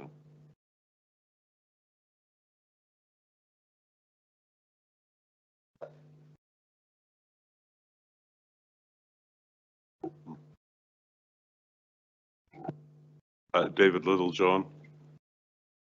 Thank you, Convener. I guess in answering Councillor Forbes' question, we need to kind of separate out, I guess, revenue grant from capital grant. The Crosstail Link Road's contribution of £40 million from the Scottish Government is capital grant as part of the Tay Cities deal, side deal. So there's an agreed sum of additional money added into the Tay Cities deal for this purpose. We already know from both the Scottish and the UK Government, because that has been requested through the Tay Cities deal, that there is no additional capital grant available to support the Tay City deal projects, all of which are experiencing the same types of inflationary pressures as the Crosstail Link Road. So indirectly, we've had the answer no in terms of supporting the Tay City deal. We haven't yet directly asked the question, and that's something which obviously we can do. I anticipate the answer being no, but I guess we can formally ask the question. Thanks, David. I should also just point out that on CTLR, I believe that Gillian Ferguson is also present in this meeting, and she's very much your senior engineer, and that might be of help. I'd also point out on this report of all is not just about CTLR, but that's certainly the main event today, but there are a number of other items. Right, the next question, I note that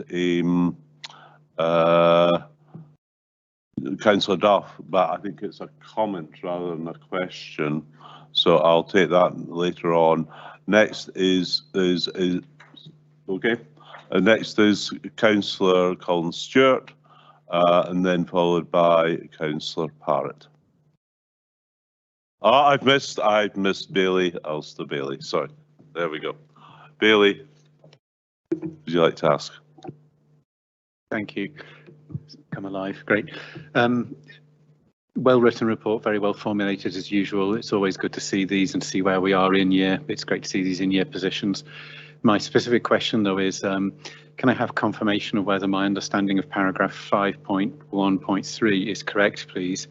And that's to the extent that the additional borrowing for the CTLR is coming from a capital budget headroom that we as a council created in February of this year with, and I quote, delivery of the climate change strategy and economic wellbeing plan in mind, please. Thank you.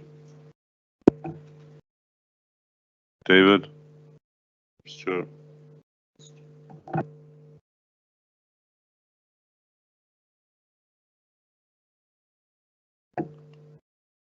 Thank you, Convener, and thank you, Alistair Bailey, for your question.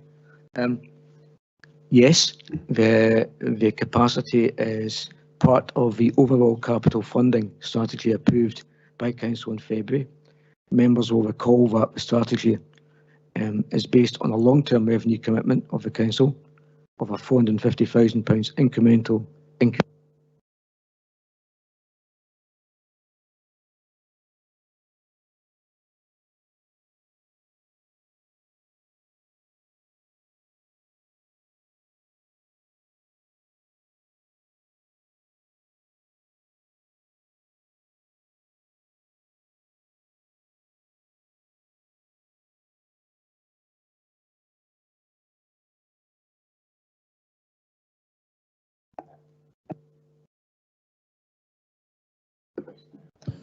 Stuart, here's one here that's working.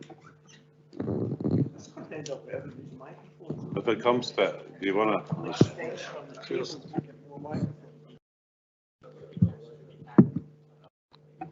Thank you, Councillor Illingworth.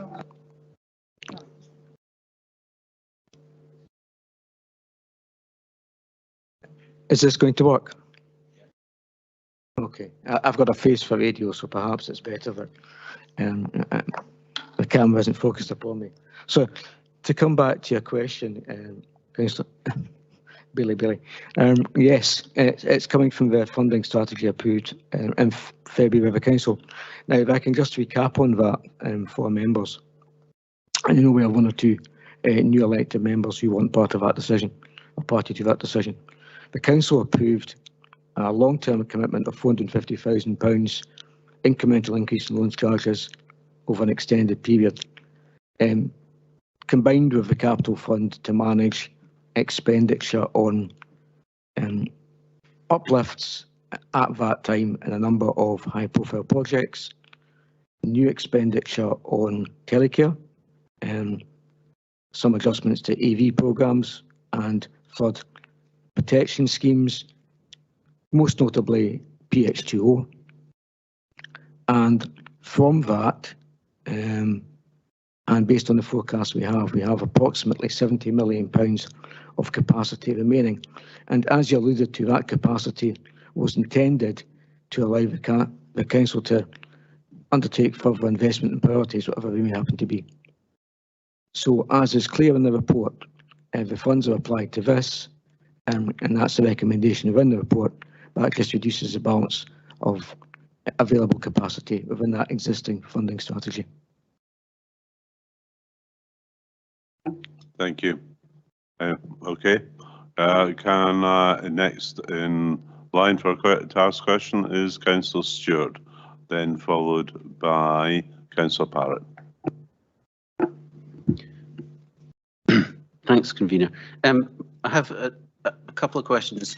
They're all on the CTLR, so if other councillors are going to come back in with, on other parts of the report, I think it might be helpful to just ask all these at the one time. Okay, I'll allow you. Yeah. So thanks to officers for the report, and particularly for the expanded section on the large overrun on the CTLR. I think it's helpful to have that information in front of us today.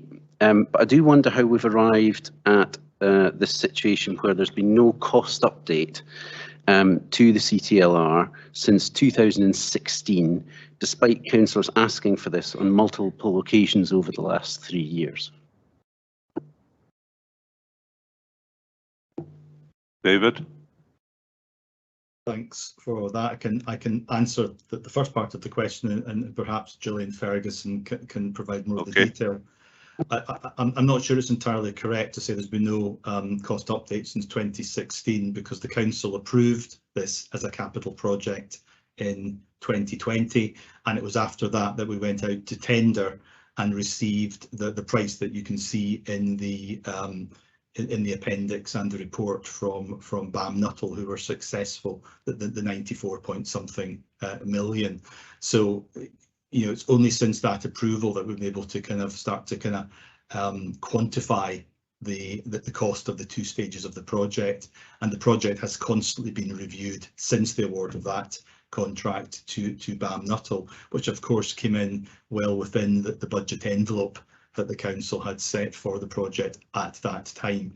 It's only over the past few months, particularly since the beginning of the war in Ukraine, that we have seen the kind of rampant cost inflation, which is what embarked the value engineering, the assessment of the project costs, and ultimately our independent assessment of those costs undertaken by Turner and Townsend. So I think it's a much more compressed period than perhaps Councillor Stewart is aware. But I will just check if Gillian Ferguson wants to add anything to that. Gillian. Thank you, Convener. Good afternoon. Obviously the costs of the project are reported regularly through the SPNR, well, what was the SPNR committee. However, the DMRB stage 3 costs were reported, I think that report was finalised in April 2020, and as David said, obviously the budget and the scheme cost was reaffirmed in September of that year. Also the tender report, which was seen by senior officers, was prepared in, I think that was May, June 2021 before award, so all costs were very transparent in that report. I don't know if anybody else has had any other questions on that. Okay, thanks, Gillian. I'm going to ask Councillor Stewart, how many more questions do you? 2. I'm actually going to ask you to come back later, okay? I think that's right, because the number of questions has risen. One other point just that was made by committee services, if we have further problems with the mics, and I think it's something we've got to look at again going forward without a doubt, especially in such an important matter and discussion as this. But we can have as a fallback position the lectern. The next question is from Councillor Parrott. Thank you very much, Convener. I note that 31.7 of the 32.5 millions of the estimated top-level cost for the CTLR project relate to the construction and the independent risk assessment. I note further that the construction cost has increased by some 18%, which doesn't seem unreasonable at present. But I'd be very interested to know that what are the main features within the risk assessment? That has increased considerably, and that may be entirely proper, but I'd be interested to know what the main components of that are. Thank you.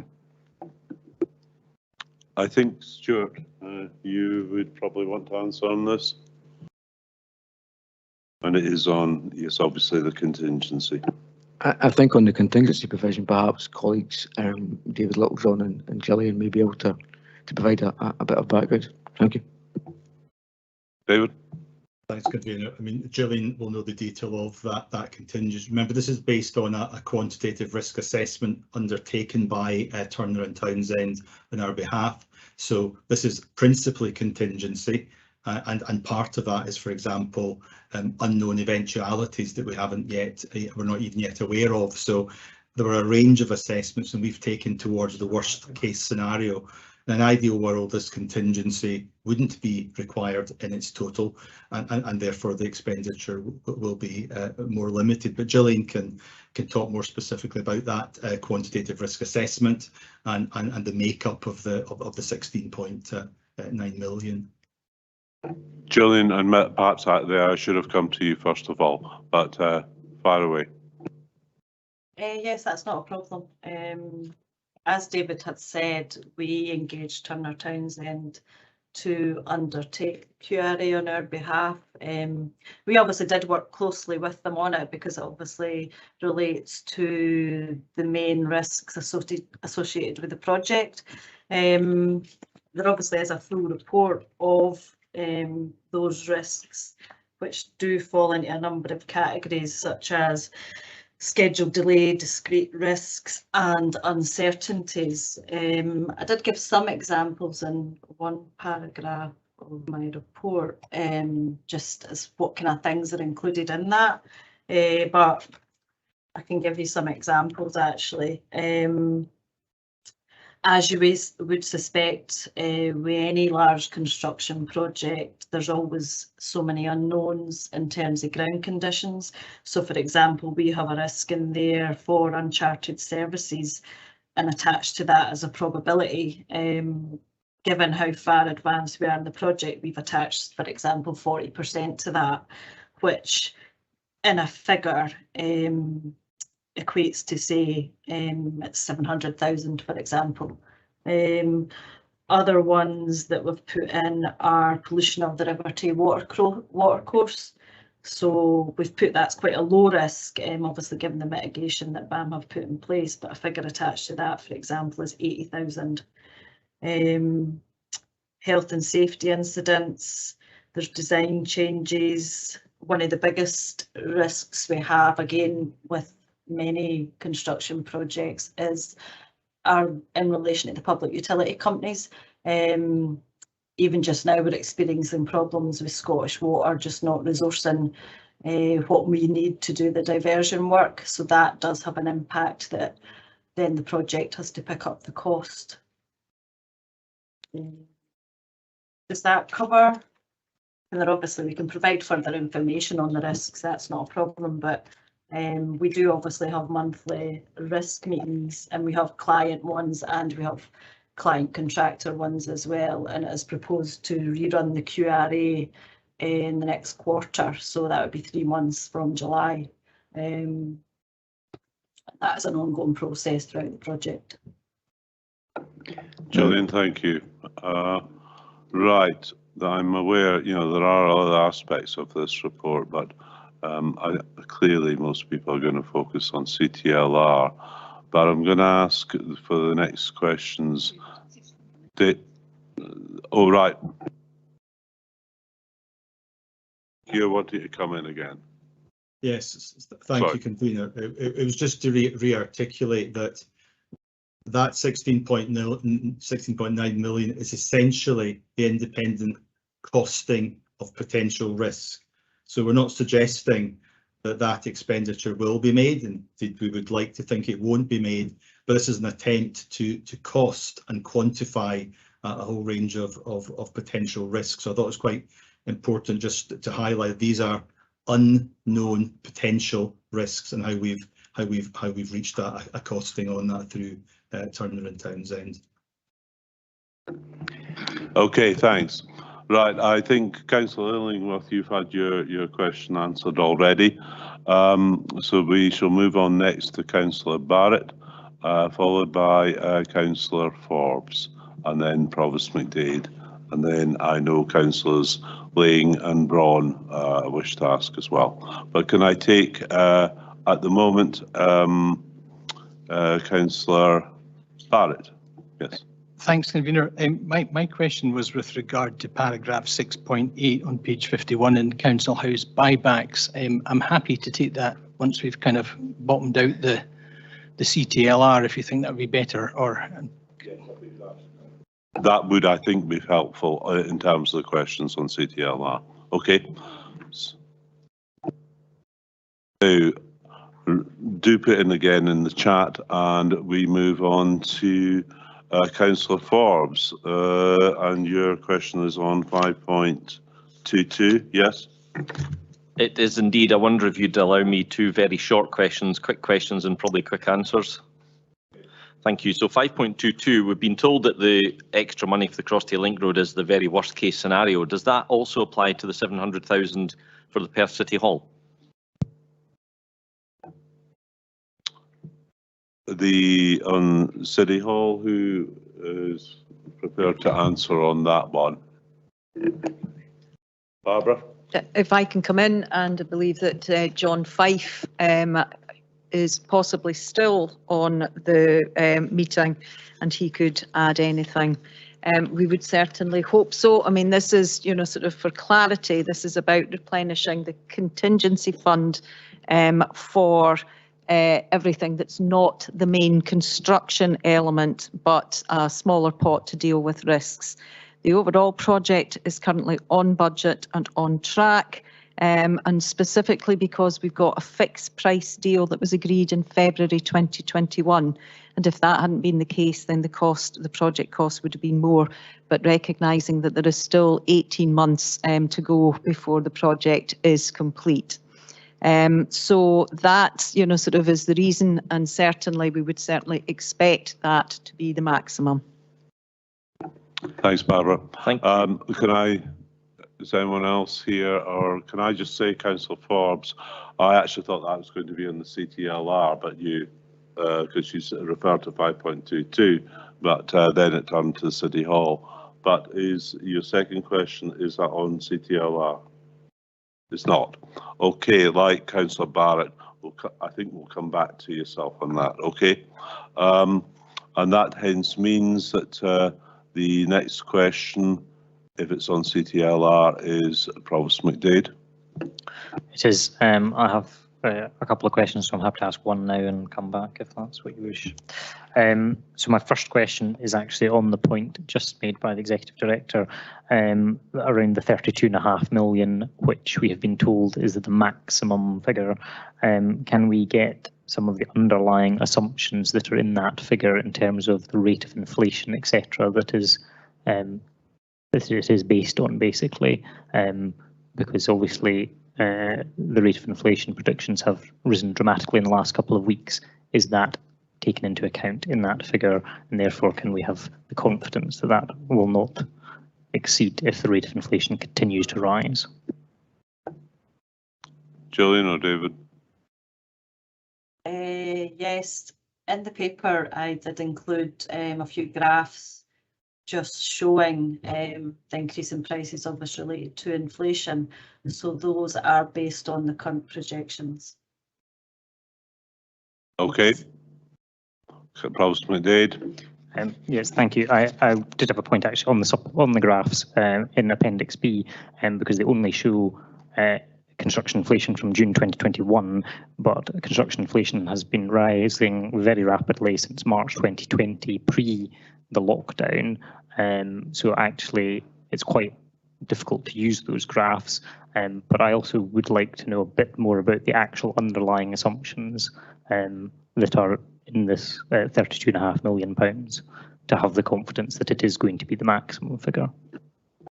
The June 21 figure is actually used because that's the base date index we have used in the contract.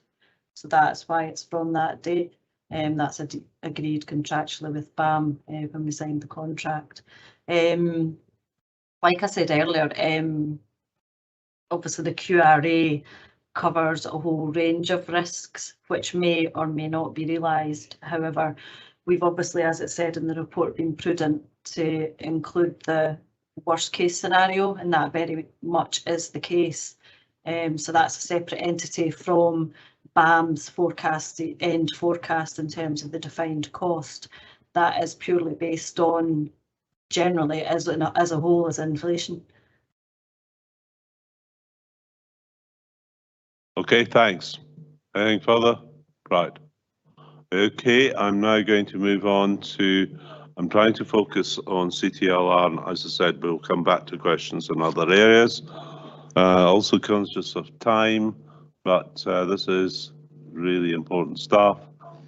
Councillor Lane, followed by Councillor Braun.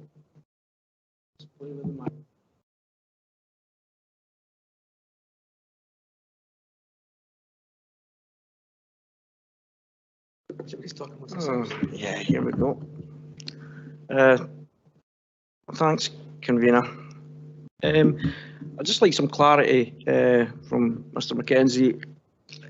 A lot of Dr. Belch's comments, I wanted clarity on revenue costs and capital costs, painting it that we would have to stop doing everything next year if we move with this project. Obviously, there will be some costs. So my understanding of it, and I could be wrong, is we've already budgeted for the borrowing and for next year. Say we were to stop this project now, I want to know what the difference in our revenue budget would be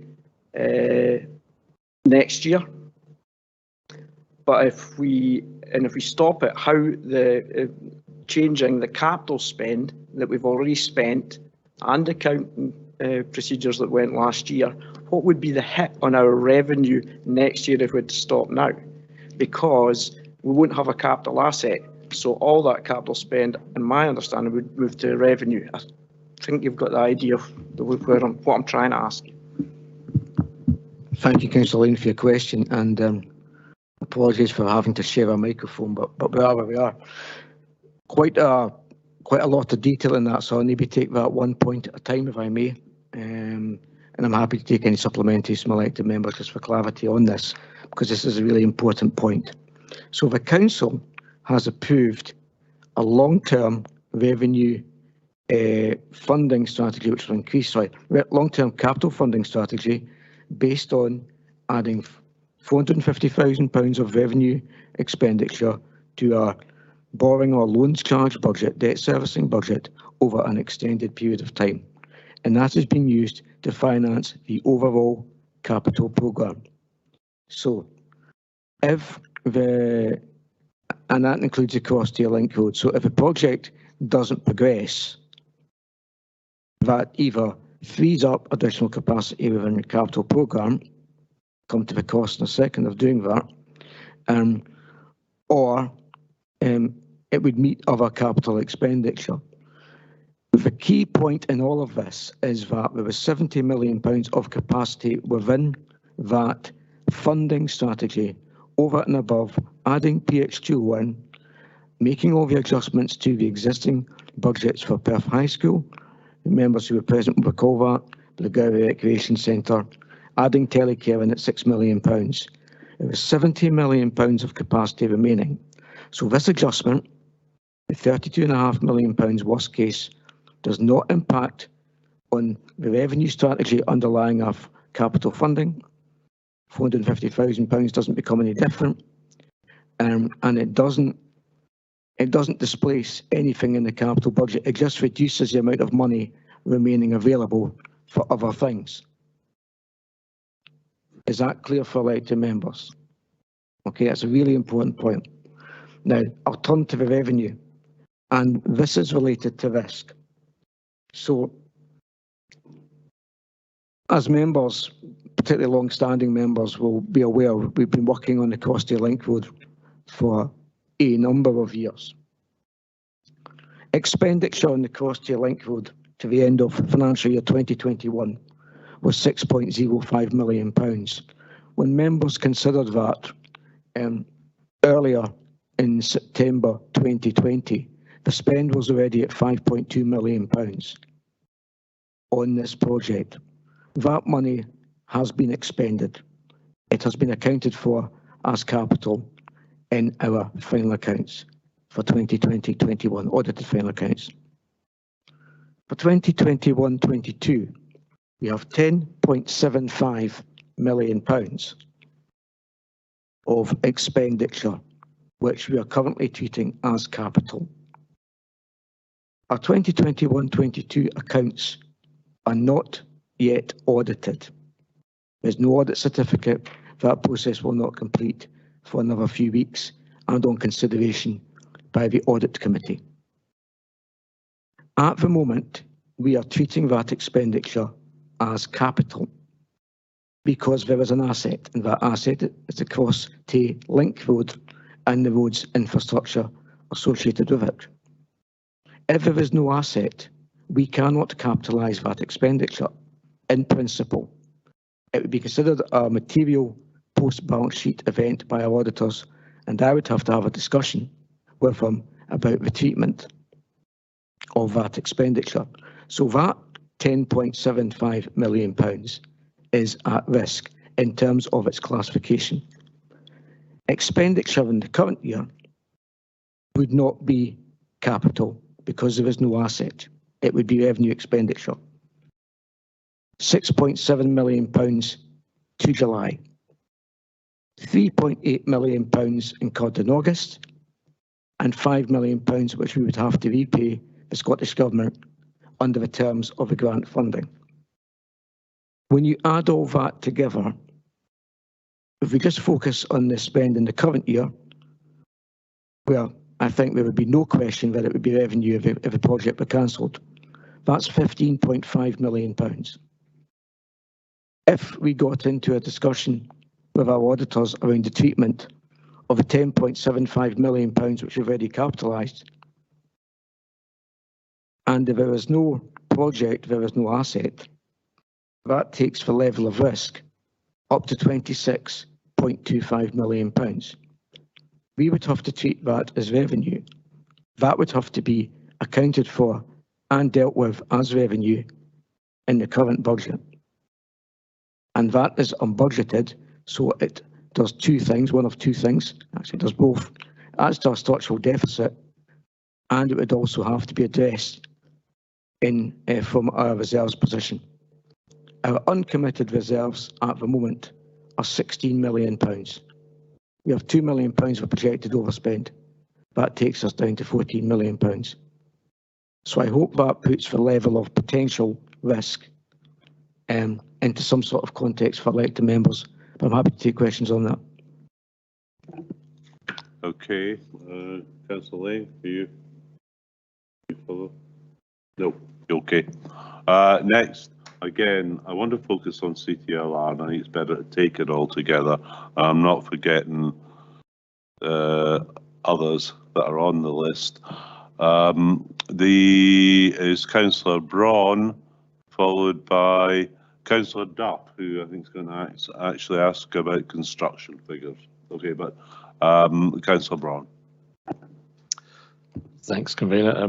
My questions relate to the appendix on the CTLR, and it's 5.5. Three sort of points coming out of it, really. The LDP2 was passed by the Scottish reporter on the promise or the commitment to CTLR. If we stopped, would there be any comeback from the Scottish reporter and an effect on the LDP2? We talk about non-delivery of investment decisions, presumably many of them house builders, houses we need, of course. I'm wondering how many of the houses are affected. I seem to recall going back to planning in the last 5 years, North Scone was one, I think Bertha Parker's office another one. And the other part that's coming from that would be, we talk about potential claims. I presume those claims would not be just for recompense of costs, but there will be compensation costs in there as well, potentially. So that's the three questions, if you like, from that. So would the LDP2 be affected, and would there be any claim from the Scottish reporter? How many houses are involved, approximately, and what sort of claims would be open to? So it's all from 5.5.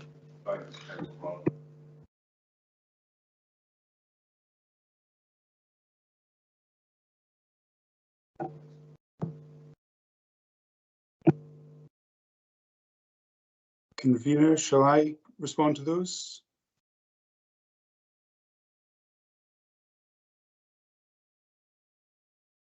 Okay, I'm told it's Ben Wilson.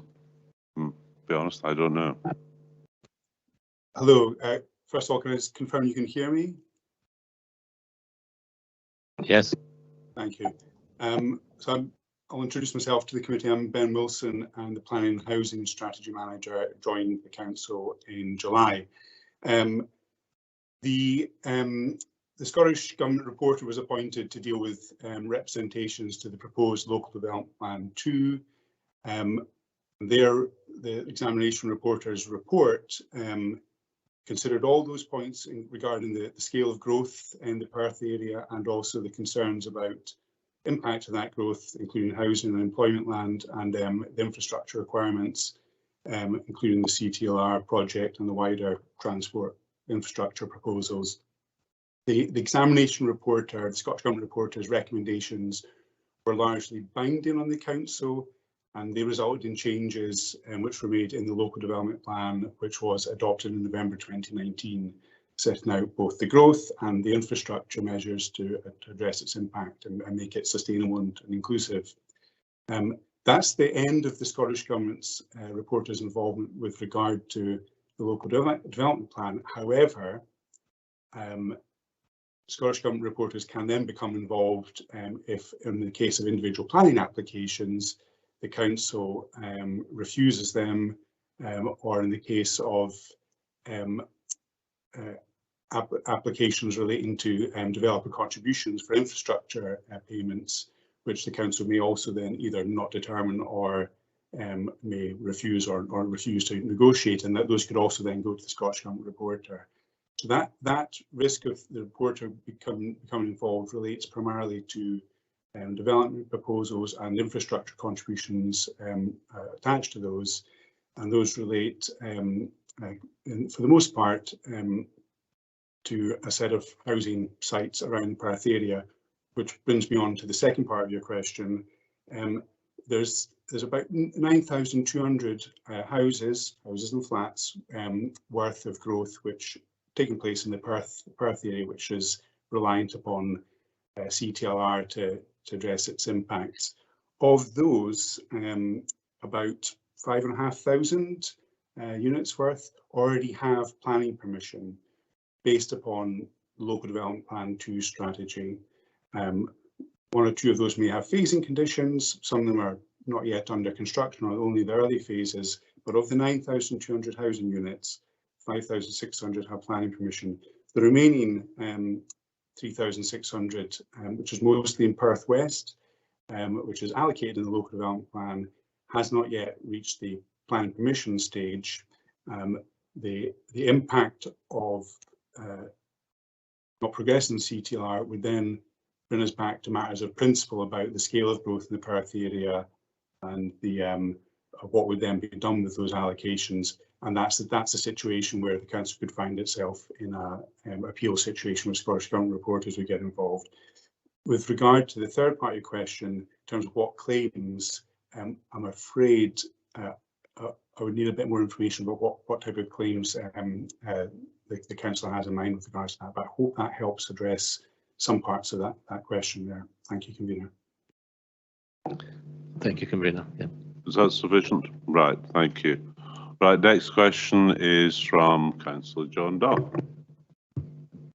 Thank you, Convener. Yes, my question's on paragraph 523, and I suppose it's a bit of a follow-up to the previous response from Mr. Littlejohn around about the additional costs in the Cross to the Link Road, and you talked about the risk assessment increase and what was contained in that, but there was no mention of potential future construction and inflation. I just wondered if the increase of the construction costs also contains an element of future construction inflation built into that. Thank you.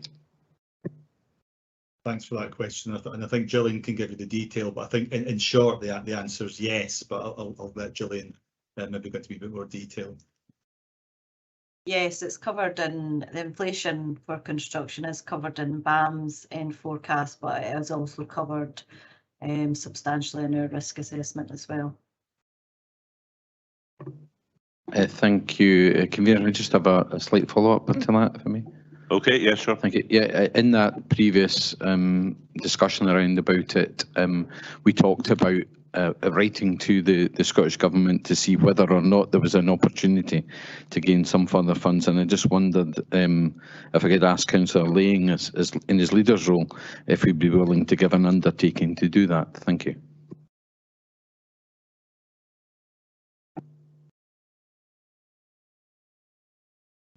Sorry, yeah, I beg your pardon. It was just that we talked about writing to the Scottish Government to see whether we could obtain any further funds, and I just wondered, in your role as leader, if you'd be willing to give an undertaking to do that. Thank you.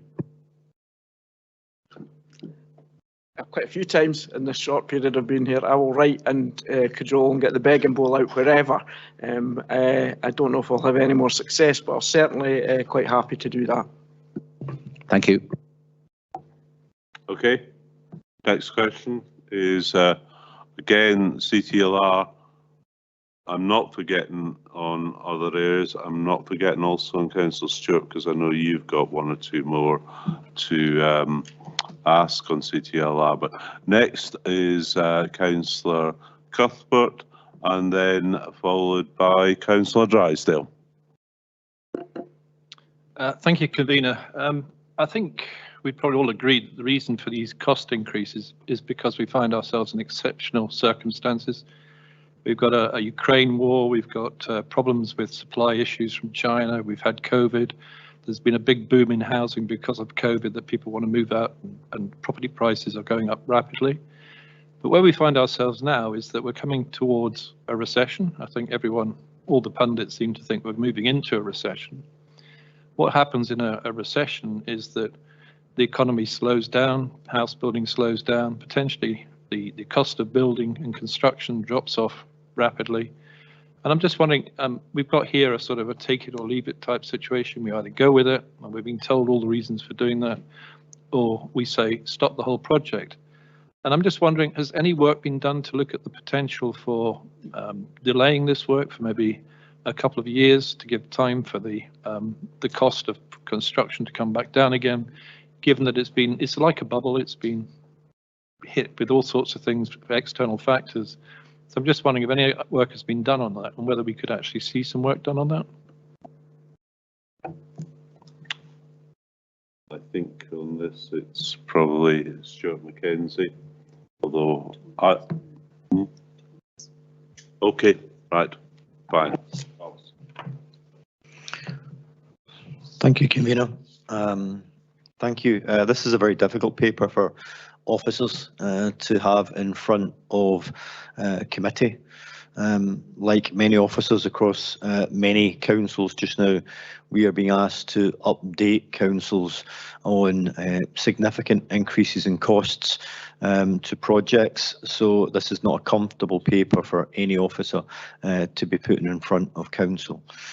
Having said that, the paper in front of you is officers' best advice in terms of the route to be taken at this time, in terms of what is a currently approved council project and what is using the agreed governance structures to update you on that project, accepting the comments from some members on the level of information that's been provided previously, and happy to look at how we can improve that in the future.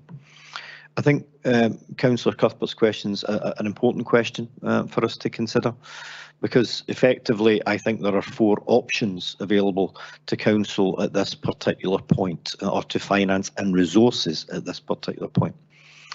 The first of those is, as officers are recommending, to look at the approval of the additional funding towards the CTLR, as unpalatable as that is, but within the context of the additional borrowing limits that council has made available earlier on this year. The second option, and it may be an option that members will choose to consider at some point in time, would be to look to not make a decision on that funding just now, and to ask that decision to be made elsewhere at another time by council in the short term, by deferring this item to a future council meeting. That will have an implication, including a financial implication to council, and if that's something that members are minded to do, we need to spell that out. But I can advise that that will increase costs by somewhere in the region of about £500,000, and that would need to be a known implication of a delay to council later on this month. The third option would be that, as Councillor Cuthbert has suggested, that we look at delaying this for a number of years, subject to changes in the inflationary position, the economic position. Again, I think it's important for us to provide your advice, or you with advice, and advice from officers is that whilst that may technically be feasible, the implications would be tantamount to cancelling or delaying the project to such an extent that that would have a huge financial implication for council. And the last and the fourth options is quite clear, that not for finance and resources, but for a later decision of council, council chooses to cancel this project. And Mr Mackenzie has already set out the £23 million plus implications of that, but hasn't spelled out the additional financial implications of that implication if it was a decision for council, and the fact that that would largely be revenue implications. So I think those are the 4 implications that we're looking at just now. And if members feel that it's helpful for any further information, then I'm sure officers can provide that. Thank you, Thomas. Do we want to follow up on that? We move to next. Okay. I'd mentioned a question from Councillor Drysdale. It's actually in order. It's Provost McDade next. Yep, just on the screen. Thank you, convener. As it happens, I do have a question, but I also have a potential point of order, and I would just like the advice of the head of legal and governance in this regard. Based on the answer the Chief Executive was giving, it prompted me to look at the scheme of administration with regards to the former SPNR remit, which we're currently using, as I understand it.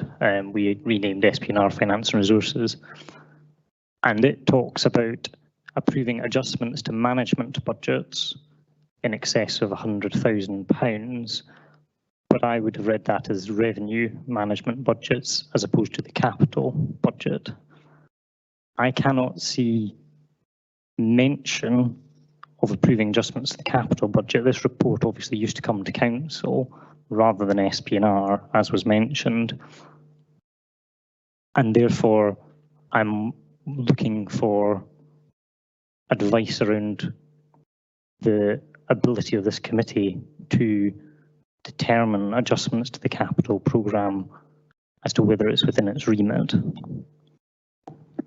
I'm going to obtain legal advice here. Yes.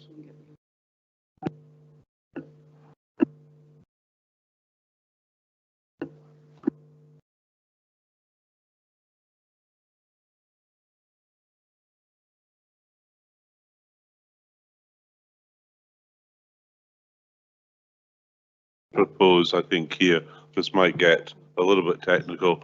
We're going to have a recess for 10 minutes, 5, 10. What do you need? Just people need to come. Yeah, no. All right. Okay, 5 minutes. Right. Okay.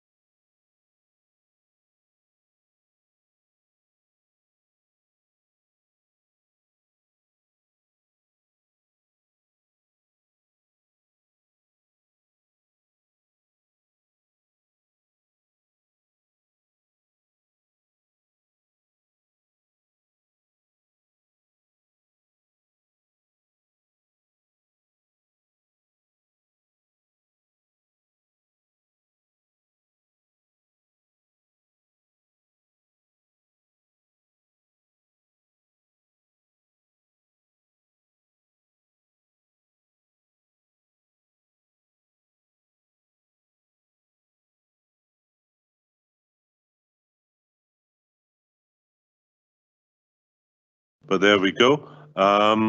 So we're going to recommence, and I'm going to go straight to Lisa Simpson on the point that was raised a minute ago, 5-10 minutes ago, and just for a definitive answer. Okay. I've considered the existing scheme of administration, and I am satisfied that this is an appropriate committee to determine this matter. The purpose of the report is to provide an update and monitor report on an existing approved project, and to ask for adjustments within an existing approved funding strategy that was agreed by the Council in February. There is no distinction in terms of management budgets being operational and simply revenue. There's no reference to that, and the guidance on the capital projects stated that it should be going to SPNR, and that's the SPNR, that's the viable committee to consider these matters.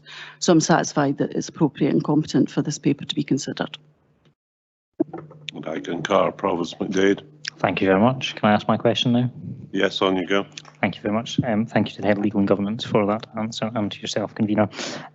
So my question is, at what point did the project board realise it was likely to exceed the figure of 118 million?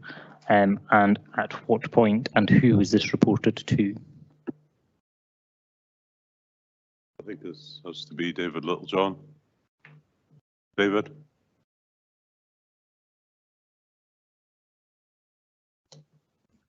Apologies, I was on. I don't know, David. Did you hear that question?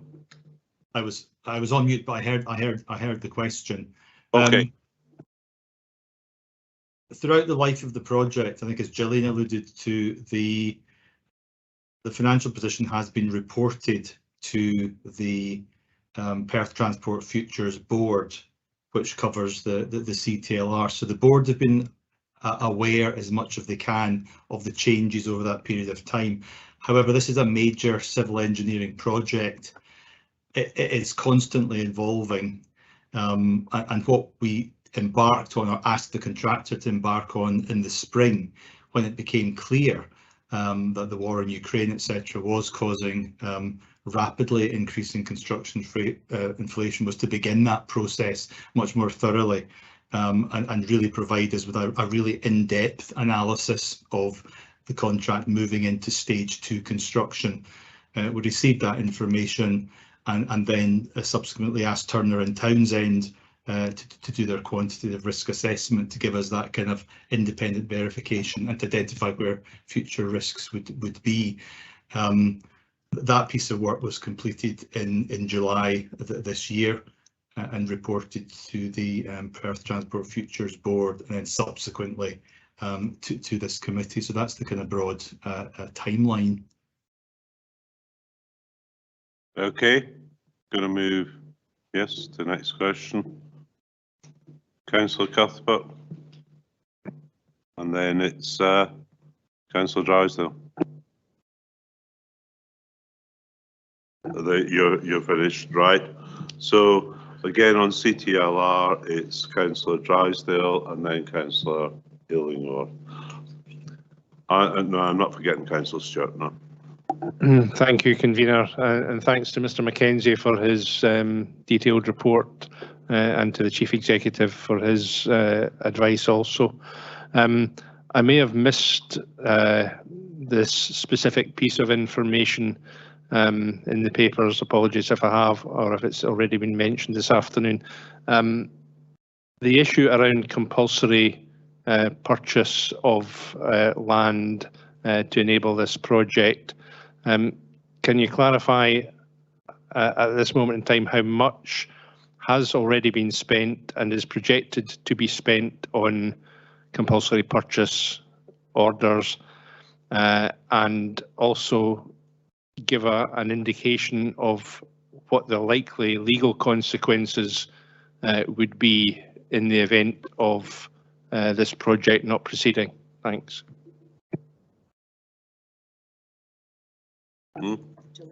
Yeah, Gillian. Yeah, I can certainly cover the point with regard to the land.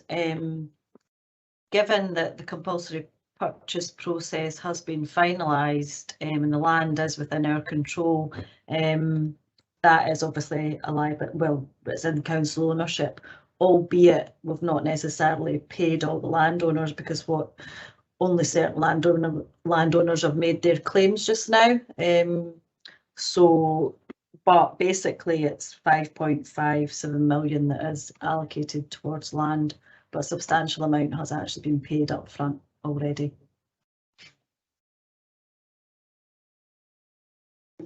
Yeah, thank you. Just on the thanks for that, Gillian. And just on the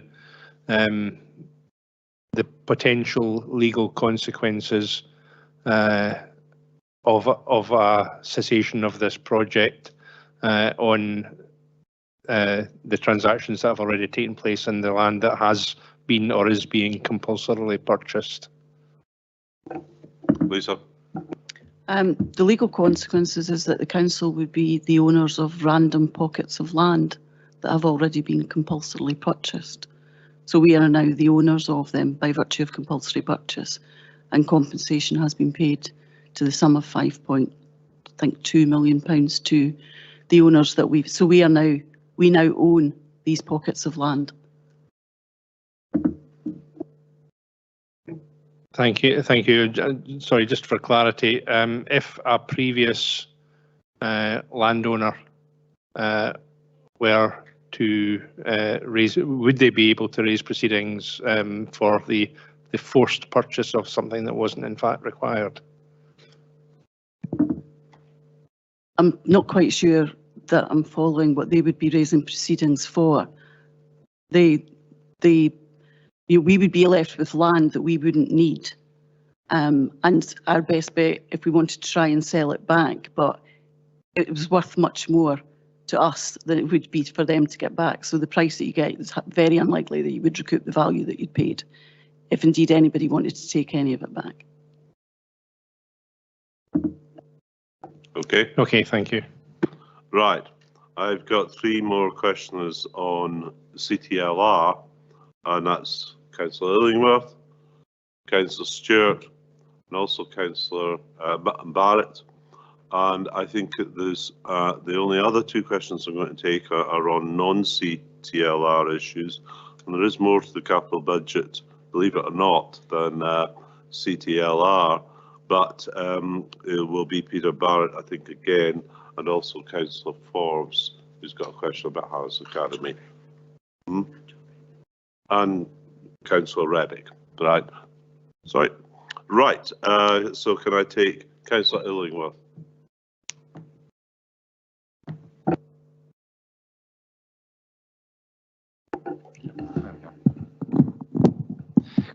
Question is to Mr. Mackenzie to help me put into context the cost implications of effectively converting the capital costs that we've incurred so far to revenue.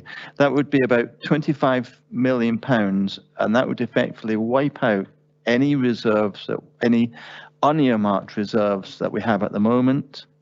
It would entail a significant impact on our earmarked reserves and would significantly affect the financial stability of the whole of Perth and Kinross Council. Is that a correct assessment? Thank you, Councillor Illingworth. I think it's maybe just worth clarifying for, both for yourself and for elected members the figures that I ran through earlier. So we have historic, that's 2020, 2021 expenditure and previous of £6 million, roughly speaking, and that's been capitalised in accounts. The accounts been audited on that base because the expectation was and is that the council will be progressing with the CTLR project, so an asset. We have £10.75 million accounted for as capital in last financial year's accounts. Those accounts are still subject to audit. If the council were to postpone or cancel the project, that would be considered by our auditors a material, what's known as a material post-balance sheet event, i.e. something that happened after the balance sheet was signed on the 31st of March this year. And that expenditure would be at risk, and there would be a discussion around how that expenditure could be treated. That's the risk element of the expenditure in the current year, and that's £15.5 million if you include the repayment of the Scottish Government grant, and that would require to be repaid. All of that would be revenue because there's no asset to charge against. So the reason that I've provided the committee, my apologies, with a range of revenue costs is that it comes back to the debate around about the money we've already treated as capital in last year's accounts. Those accounts aren't audited. So the range is 15.5 to 26.25. And the second part of your question is clearly that would be a significant impact on the revenue budget, both going forward and our capacity to deal with the challenges ahead for 23-24, because that's expenditure which we haven't planned for or budgeted for as revenue. So we would need to find a way of managing it. Is that helpful? Thank you. Yeah, thank you. That makes clear that if we cancel the project, it would have a significant impact on the running of this council. Thank you. Okay, I'm not going to take any further questions. I think I've captured everyone. So I'm now going to move to Councillor Stewart on CTLR, Councillor Barrett, and also I hadn't noticed Councillor Rebick. And that'll be the last questions on CTLR. And then there are a couple of questions on non-CTLR issues. I know this is taking time, but I think it's right we do explore as much as possible the options, and we try to be as transparent as possible. Right, next, Councillor Stewart. Thank you, Convener. So two questions, but on completely different subjects, so I'll ask them separately. What are the projected ongoing revenue costs from maintenance of the road and bridge once opened?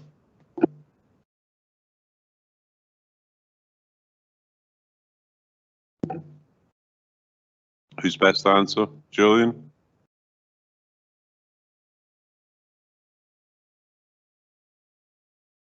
Yes, I'm just, I've got it on another report that went up to council previously.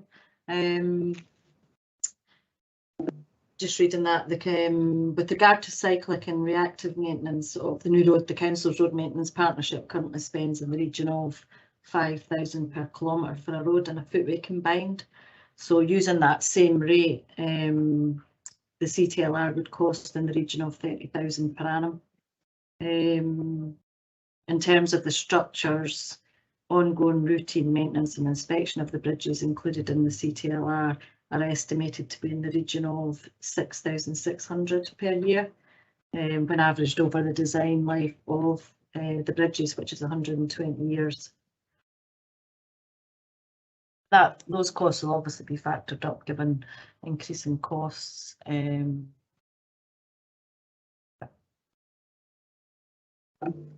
Okay, and I think you have one final question, Councillor Stewart.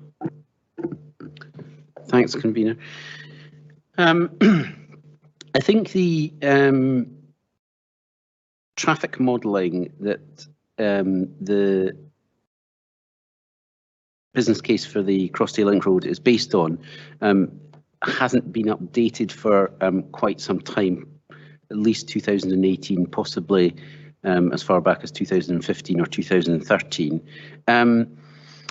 So really it's just a question of, has any, have officers given any consideration to updating the traffic modelling, particularly post-pandemic, with the increase in work from home, with the gigabit rollout, with the super fast broadband rollout? Changing working patterns going forward might undermine part of the business case for the Crossdale Link Road. So why have we not got any of that updating done? Traffic modelling, probably David, is it? Well, I'm not entirely sure. I'm not entirely sure of the relevance of the question to the matter at hand, but I'm happy to answer it if you're happy to take the question, convener. I think just a quick response, just to. The underlying principles and assumptions and the requirements for the CTLR haven't changed. The traffic modelling is regularly updated. The last update was a couple of years ago. We know that traffic is back up to pre-pandemic levels, and in fact, congestion at certain times of the day in the city centre is again evident, and we know that from comments that members of the public are making to us. Alex Dean, I think, is still in the meeting and can talk to us about when the next traffic modelling is likely to be updated, but I do think it's not going to make any difference to the underlying assumptions, because we're very confident as officers for the need for the CTLR to address these wider, longer term strategic issues, particularly around the city centre air quality, congestion, and actually opening up employment land, housing land, and not worsening the situation by encouraging more traffic to drive through the city centre than required. So again, I'm not sure of the relevance of the question, but Alex may be able factually to answer when he anticipates that the traffic model is due to be updated. Thanks, David. And right, I'm now going to proceed to the last CTLR questions. That's Councillor Barrett and then Councillor Rebick.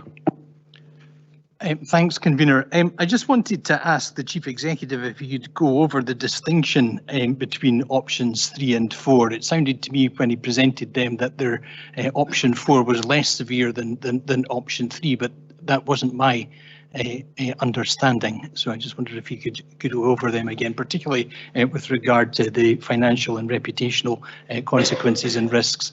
Okay. Thank you, convener. Yeah, I think I'd said at the time that they were tantamount to the same. They may be slightly differently, and that will be a contractual consideration for the council.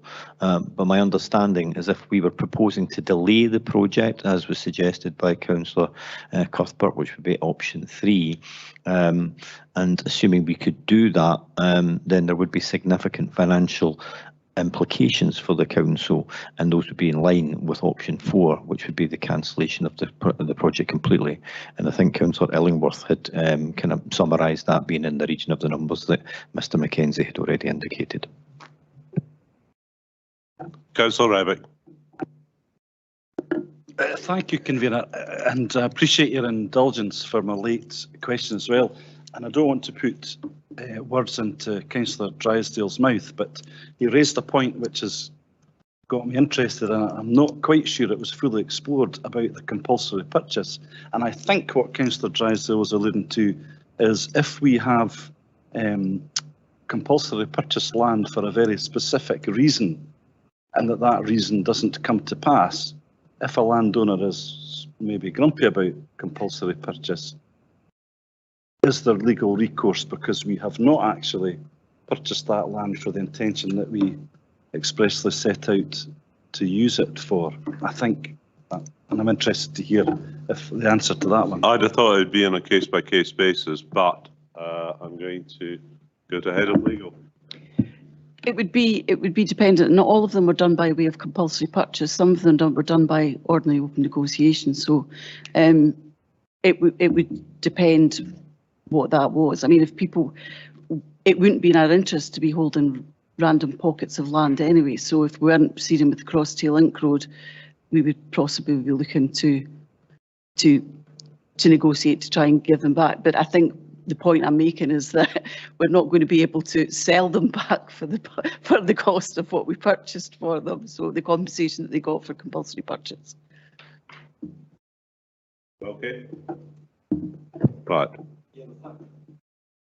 Thanks for the answer. I was just trying to explore whether there was separate legal recourse for I understand that we won't be able to sell the land back, but I wondered whether there was legal recourse because we'd falsely compulsory purchased, if you like. But I appreciate the answer. Thank you. Okay, now we've got I make it 3 questions. Bear with me, and then we'll move. We'll then start to move the report. I'm going to go back to just the order I've got here. Councillor Barrett, I think you had a question on non-CTLR issue. Then Councillor Forbes, and then finally Provost McDade. I don't think I missed anyone out. Thanks, Convener. It was page 51, paragraph 6.8, with regard to support for the buyback programme and the increasing of the expenditure budget for that. Have we had confirmation of an award of just over £1 million from the Scottish Government? If not, is it safe to increase the budget by that amount? And how does £1 million compare to what we've had in previous years for buybacks? If I can come in and then ask one of my housing colleagues just to clarify further. The Scottish Government money is a contribution towards buybacks in the same way as they contribute towards new build. The additional income from the Scottish Government allows us to increase our expenditure budget to use on purchasing properties. And if we need to spend more money on buybacks in the current year, then we would simply accelerate future years' budgets into this year. But I don't know if anyone else from housing would want to add to that and whether that actually answers your question, Councillor Barrett. Thanks, Barbara. Is that sufficient? If there's nothing further from anyone else to add. Yeah.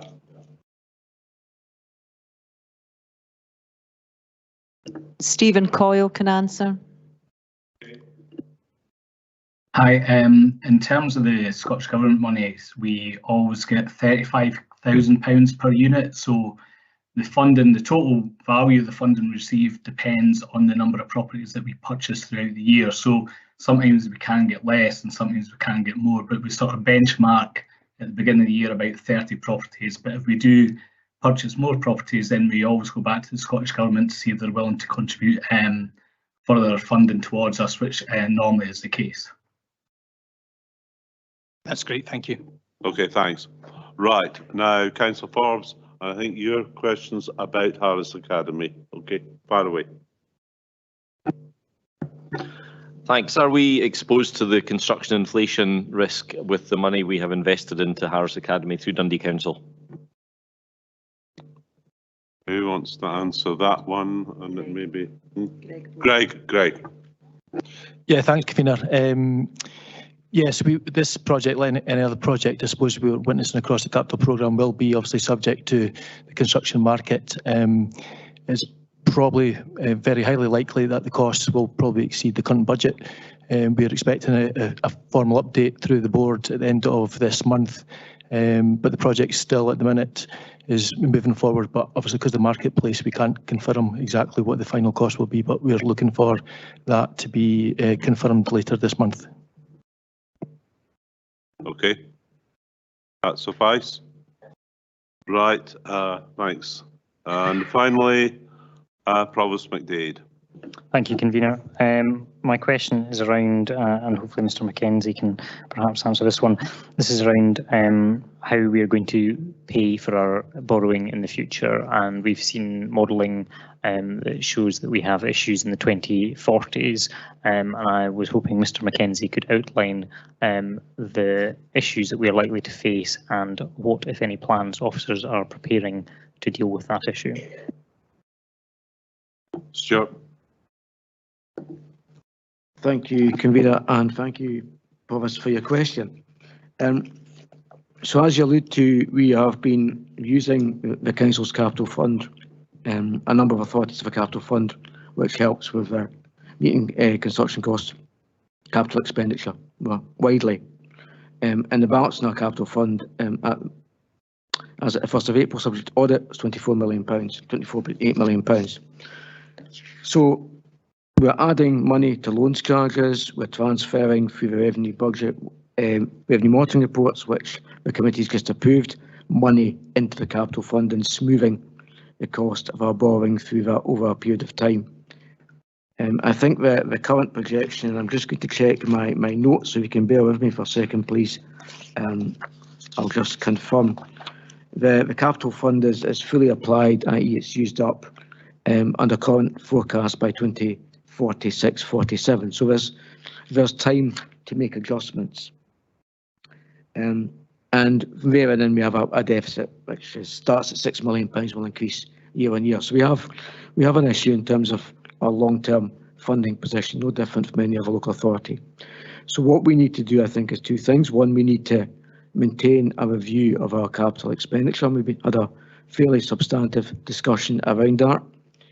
But the other thing we need to do is look at our funding strategy. And at the moment, we have the capacity to deal with issues before us, but moving forward, not only the impact of inflation, but also of new projects that the council may and will require to progress. So I think that's going to be part of a discussion going forward in terms of our medium-term financial planning and our budget, and our revenue budget.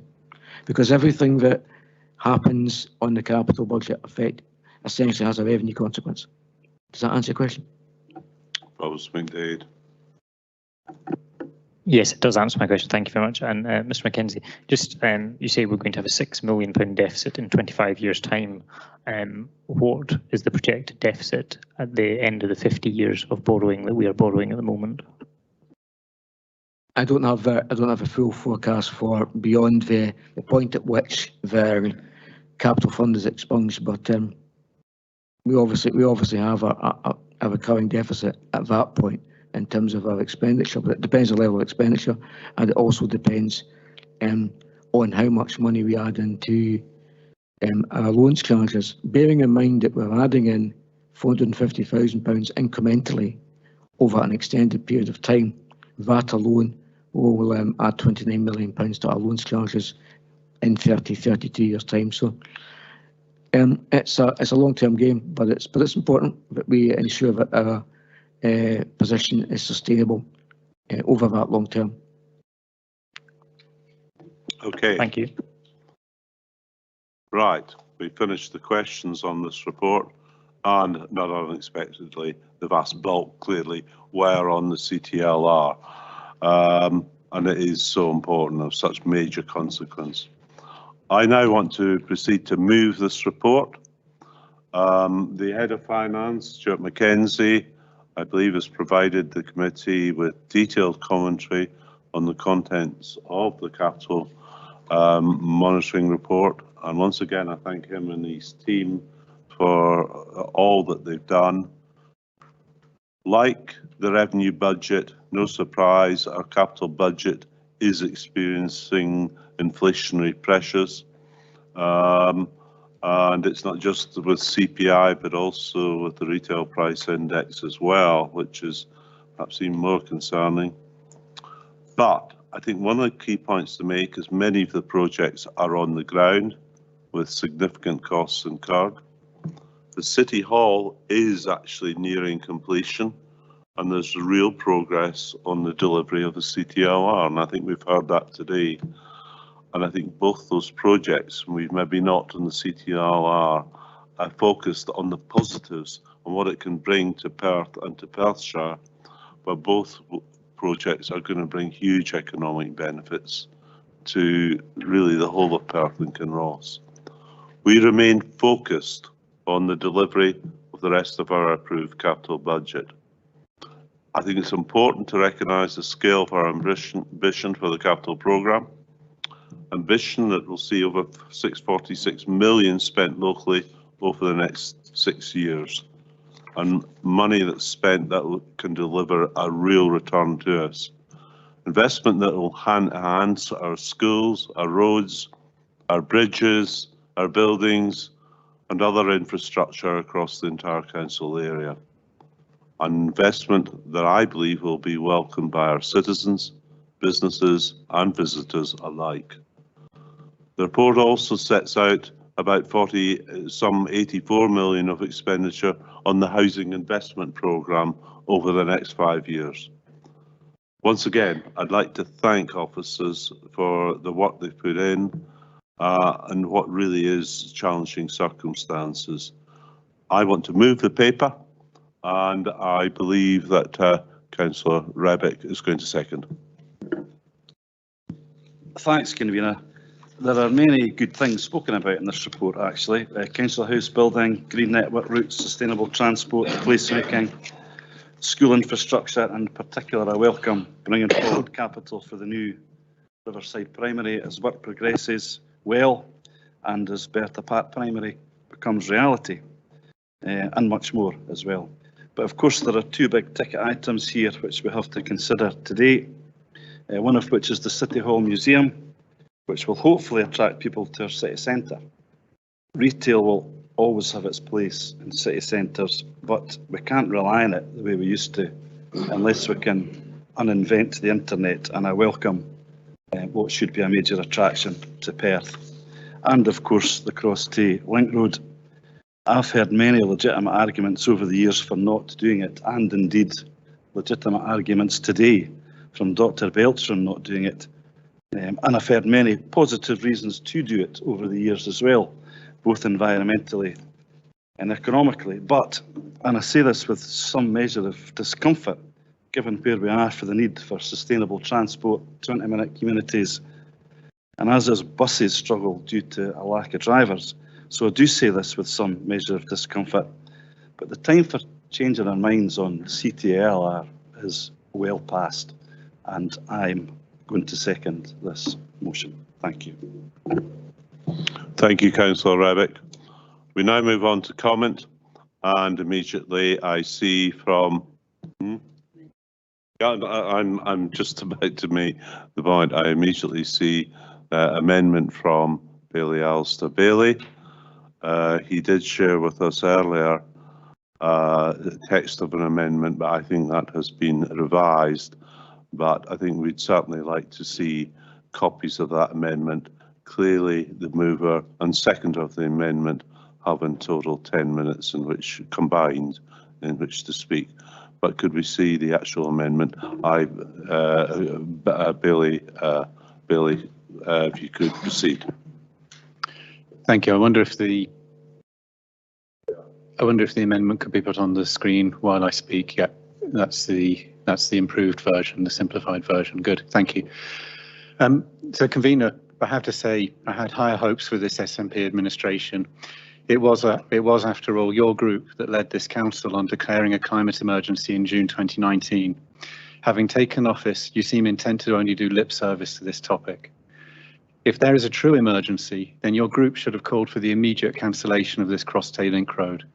Instead, this council is simply being greenwashed with a new climate change committee to distract us all from the massive additional price tag of this climate-killing road. If, as I did, you truly believed there was a climate emergency in 2019, then I fail to understand why your administration is now happy to take actions like this. This road will see the climate emergency escalated to a climate catastrophe for our area under your watch. The original case for the Cross Tay Link Road was built on three main pillars. Those were unlocking housing land, solving the air pollution problems in the city, and supporting economic growth. On housing land, we haven't even considered putting the housing in places that will actually benefit rural communities by giving people affordable places to live in the Highlands, not just in Perth. On air pollution, we heard previously there was not, and there has still not been any analysis performed on alternative schemes to mitigate the air pollution problems in the city. On economic growth, there is now a massive number of vacant units in the city centre. Funding this road will lead to cheap modern business units on the periphery that will make our wonderful historic buildings even less attractive to refurbish. The business case itself is now very old given the pace at which change has happened in the past few years. How do we know that a post-COVID, post-electrification, post-death of the city centre retail, post-Brexit, post-office work world with Russia kicking off in the east even needs this road? The answer is simple, we don't know. Given we have no good justification here for awarding this extra funding, we have to ask ourselves what else could 32.5 million do now it's become available to spend. Here's a few alternatives. 2 mainline railway stations, or the starting capital for a public interest bus company, 2 mid-sized primary schools, 200 new build council homes, or a large-scale renewable energy project. Convener, once again, I had higher hopes for this new administration. Politically, this is the sort of growth fallacy project that usually only gets the most naive of Conservatives all excited. However, now we're getting this Tory road from an SNP administration with almost 50% added onto the price tag. This road first became a priority in 2008 when Greta Thunberg was just 5 years old. We've learned so much more since then about the impact of climate change. It's time to rethink and ask that all of you today consider putting this decision to full council in order that we can properly debate the benefits and disbenefits of this road in 2022 numbers, not 2008. Colleagues, it's time to start looking, colleagues, it's time to stop looking the other way on climate change. Thank you, and the amendments per the screen. Thank you. Do you have a seconder? Provost McDade, do you wish to say anything? Yes, Convener. The CTLR will negatively impact all residents of Perth and Kinross as it makes the climate and biodiversity emergency that we are facing even worse, as well as significantly reducing the financial resources available to the council for the next 50 years, meaning that services, frontline services, will have to be cut and they will hit our poorest residents worst. Without the services that they rely on, their lives will become much harder. They do not drive vehicles, they do not drive cars in many cases because they cannot afford to drive cars, and therefore they will not benefit from this. This council declared a climate emergency and then continued to embark on the biggest roads building project in its history. This is an oxymoronic position. Our young people will be paying the costs of these decisions as they are saddled with decades of debt repayment, reduced services and exacerbation of the climate crisis. Alternatively, this council could chart a new approach, one that acknowledges our financial and climate situation and invests in public transport and would help improve the lives of our poorest citizens. Imagine looking to what is needed in 30 years' time rather than looking at what was needed 30 years ago. Instead of spending 150 million on a new road, we could spend that money on a public transport network, such as reinstating train stations or lines, and on green energy and heating projects that help our communities with the cost of living crisis and their energy bills that they badly need help with. And at the same time, this could generate income for this council to help us with that debt. I would urge members to strongly consider alternative options and bear in mind that we all have to go back to our communities and tell them that there is less and less money every year, and there is an option now to have more money for frontline services by making a difficult decision, albeit, but making a difficult decision, one difficult decision that potentially allows us to make a lot less difficult decisions in the future. Okay, thank you, Provost McDade.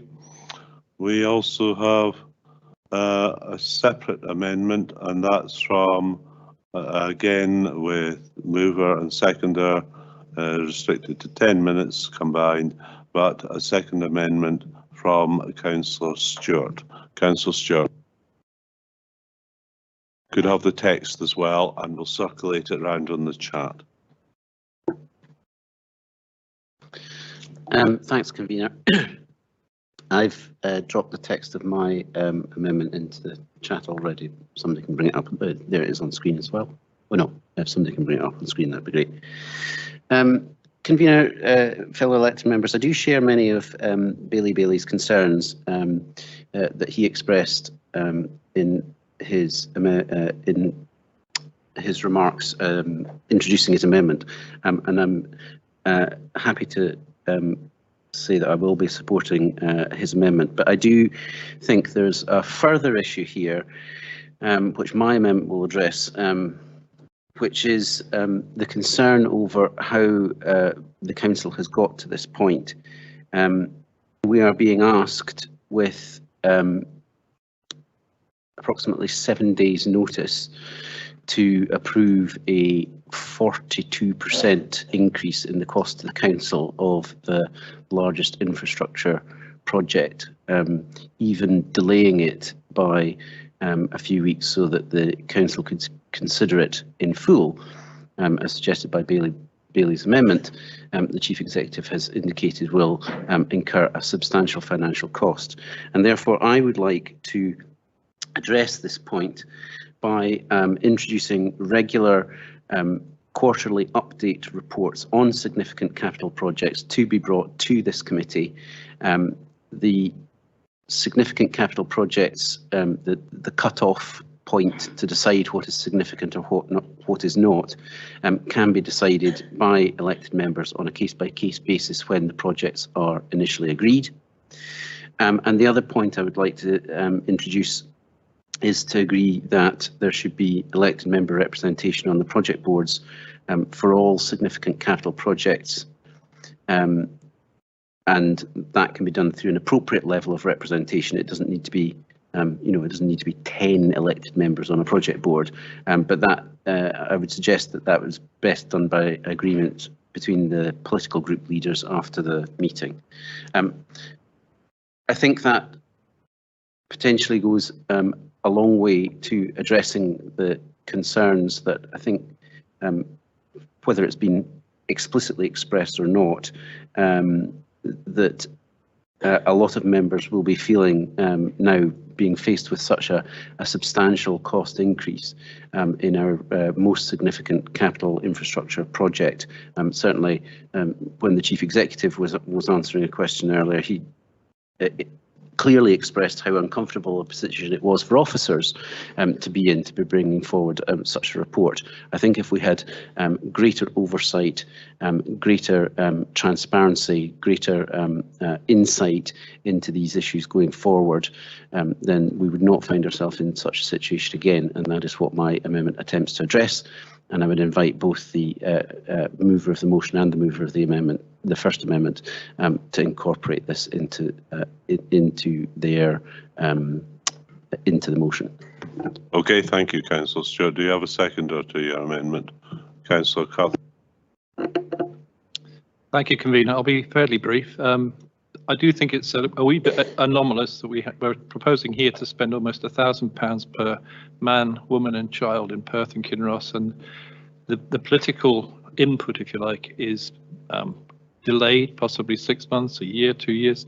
So I do think it's important we have regular updates and people actually sitting on the board representing the elected members who are actually answerable to the general population. So I commend this motion. Okay, thanks. And we hence have 2 amendments before us. My own view is those 2 amendments are distinctively different. They are looking at different aspects of this whole argument. I'm now going to proceed to discussion on the position, and I'm going to call first, I may yet call for a brief recess to consider the position. I'm going to call first of all on Councillor Forbes for comment, and then open to other comments. Thanks, Convener. I just wonder if it might be sensible to have that recess now, or would that not be appropriate? I think it might be helpful if we could all head off for 5 or 10 minutes to have a chat and see where we are, but if not, you're in charge.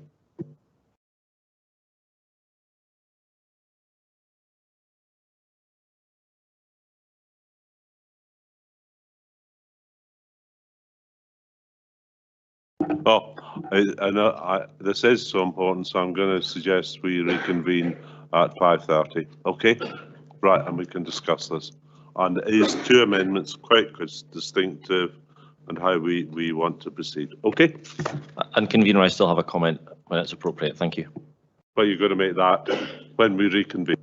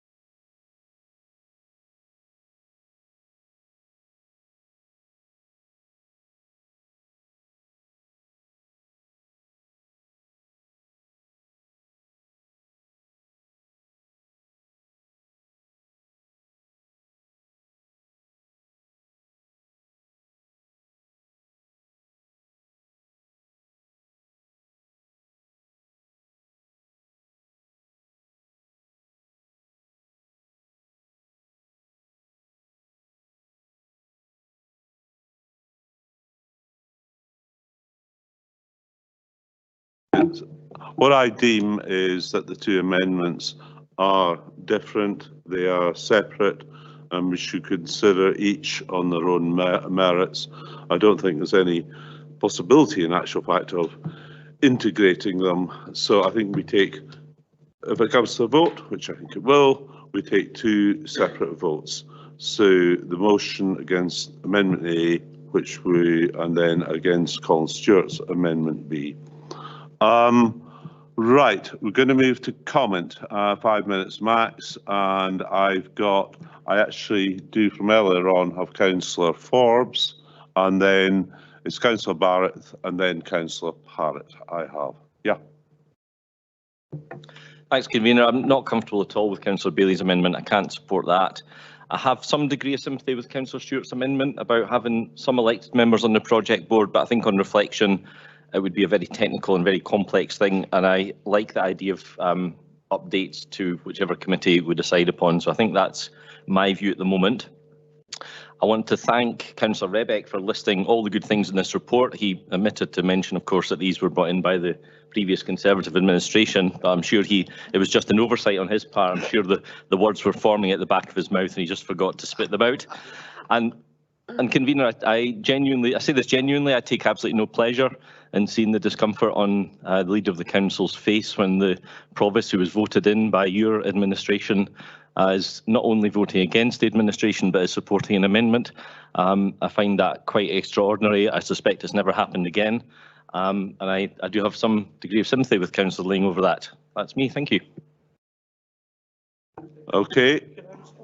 Yeah, I will actually let you respond. That was not discomfort, it was more likely hunger.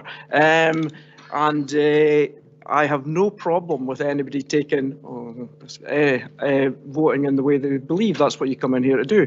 It shouldn't have been possibly like the last time where we all knew where people were going to vote. They just turned up to do that. So I'm happy that there's good debate, and I've seen from other groups supporting various things that we've brought forward. So I think this is the best way forward. I take no discomfort, and Councillor Bailey is entitled to his view as well. Thank you.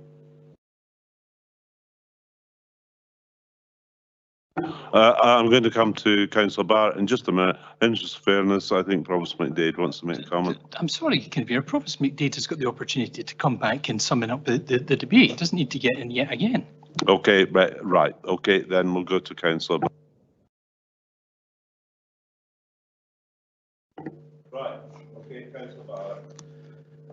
Thanks very much, Convener. You said that the two amendments had separate merits. I think you're completely wrong in that. There are no merits to any of the amendments that have been put forward. Councillor Rebeck said that the time for changing minds on the Cross Tay Link Road is well past. Some people clearly haven't got that message, and I think are never ever going to get that message. I was absolutely shocked by what Councillor Stewart said regarding the need to monitor traffic modelling for the Bridge End Athol Street corridor. You know, my constituents are still suffering the health impacts of bad air quality, pollution and congestion, and the impact that has on the reduction of their lives. I don't take kindly to Councillor Bailey rehearsing the previously rejected arguments against the Cross Tay Link Road yet again from the Carse of Gowrie and its perfect air quality compared to what my constituents are suffering, and ignoring the catastrophic financial consequences of cancelling the project. And not alone with that, wanting to blow £500,000 on a needless delay, compounding that badness by creating a £23 million crisis in our budget, which will immediately cause cuts in services of double the unprecedented level that we're already facing in next year's budget, and dressing that up somehow as having more resources to spend on revenue projects for the council. Convener, I'm not going to sign up to any political stitch-up outside of this chamber on new capital project governance arrangements simply to allow the movers of the Second Amendment to interfere with the governance of projects that they're fundamentally opposed to. And that's why we should oppose the Second Amendment. Thank you.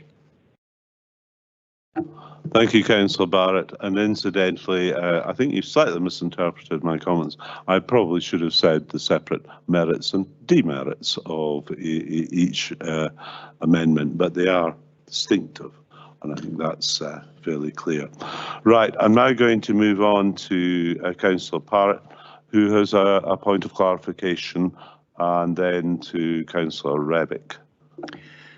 Thank you, Convener. Since this has come up in the context of one of the amendments, can I ask why it is that elected members are represented on some project boards and not on others? Thank you. Lisa. I think there are some boards, if you think one of the ones that we can quote is the City Hall Board, there are elected members on there. And the reason that there's elected member representation on that is because that's a broader stakeholder project. It's not an operational project. It's a project where there's still a strategic role, and there are other stakeholders on the panel for it considered, in terms of Culture PKC, and they're still setting some strategic direction around the shape of that. And there will also be input from Culture PK in that one, in terms of operating models, and that's shaping the way that service ultimately will be, and how that project will be delivered on the ground. Most of the other projects that we deal with are simply operational projects that are designed to deliver our operational services in some way. So roads maintenance, bridge works, building, schools, etc., because the consultation has all been done and this is our projects and it's then designated to us to simply deliver. Council makes the decision as to what to invest in. It does that through its either capital budgets at the start, it sets the strategic direction. Officers then go and implement that and set up the operational boards, which, as Councillor Barrett stated, are often discussing technical and managing the implementation and the delivery, the operational delivery of that project on the ground. So there's not really a role, in my opinion, for elected members on these types of boards, which is why they're just dealt with as operational project boards that simply have officers on that. So there would need to be a real strategic role for elected members to be, and that would depend on the nature of the project, but the bulk of the projects would be operational, and that's the remit of officers in terms of the distinction between the role between officers and elected members. Okay. Thank you very much for that explanation. Thank you. Right. Now Councillor Rebick and then Councillor Duff, who has a point of clarification. Thanks again, Convener. It was just very brief and it's not really even about the report. I just feel I do have to very briefly respond to Councillor Forbes, who knows that I will absolutely support any good policy regardless of where it comes from. He knows this because he, as opposition spokesperson and the Lifelong Learning Committee, I often supported the Conservative administration's policy when it was good policy. I have no problem about doing that. It's mature and it's sensible. We're speaking about really important issues today, and I think petty politicking is not really where we should be. Thank you. Okay, Councillor Duff. And we are talking about serious issues. Thank you, Convener. It was to ask Councillor Stewart for clarification on the first section of his amendment. So it's instruct officers to bring forward quarterly update reports on significant capital projects to be decided by elected members. I just want clarification that it's elected members of the Finance and Resources Committee and not a wider group council, for instance. Thank you. Yeah, I'll refer back to Councillor Stewart there. Yes, I think that's. Thanks, Convener. Thanks, Councillor Duff, for the question. I could do now. Yeah. Thanks, Convener. Thanks, Councillor Duff, for the question. I think I would like to take a pragmatic approach to that. I think what I've put in is when the projects are agreed. So I would suggest that if the project is agreed at full council as part of the capital budget setting process, we could identify it then. But by But by agreement between the political group leaders, identified at that stage as one of the projects which needed the quarterly reporting.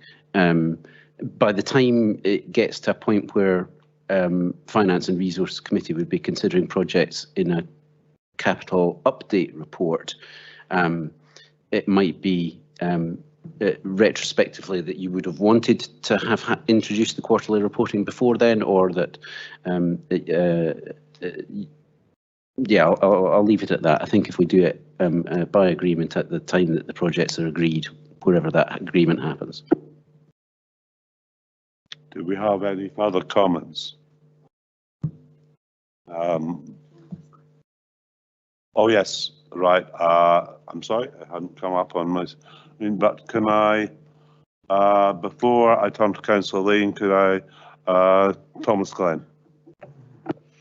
Thank you, Convener. Hopefully this is helpful, but if the committee is minded to support the request for quarterly reports, then officers will and can take that away and look to give you a summary of what we would consider to be those major projects just now at our next set of F&R papers, and if you feel there's anything that's omitted, then you could advise us accordingly to include them further.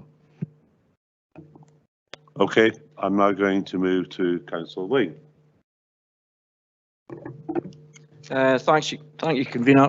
I was just going to say exactly there what the Chief Executive said, that obviously it won't just be new capital projects, but it'll be ones already in existence that we will want to look at. I'd like to say that maybe to Councillor Forbes' surprise, this is what we're here for, is a lively debate, and I would like to assure Councillor Bailey that hopefully he will work in his view my redemption as we move towards a greener economy in Perth and Kinross. I feel that we are in a position here where I cannot, in all conscience, wreck the revenue budget for next year. It's going to be a difficult enough task with the challenges we face already without nearly doubling them. So I can't support Councillor Bailey and the Provost's motion. As for Councillor Stewart's, I have a great deal of sympathy for the first part of his amendment, in that we should not be in this position where we are not up to date with our capital projects. I think that this obviously falling on today, we need to pad this committee out a little bit further to take up the time. So I think that this is the committee we should be bringing the capital projects to, because we have a representation of every political party and independents as well within this forum. So I would like to ask the movers of the motion if they could accept the first part of Councillor Stewart's amendment into their motion, and then we will hopefully never have to face the problem again where not everybody's alerted to anything. Yes, and I have no problem in terms of moving, and I think Councillor Rebick is seconder, and we will move the motion that the report be agreed and instruct officers to bring forward quarterly update reports on significant capital projects to be decided by elected members on a case-by-case basis when projects are agreed. Now, so John, are you happy with that? That we accept that? Yes, I am. I think Councillor Stewart makes some good points in his amendment. I'm happy to accept as discussed. Thank you. But we do not accept the second part of your amendment, as you're aware, and we don't. I think we're just going to move now to a vote, okay? And I think there's been immensely lengthy discussion. Sorry, no. I'm just moving to. I can see.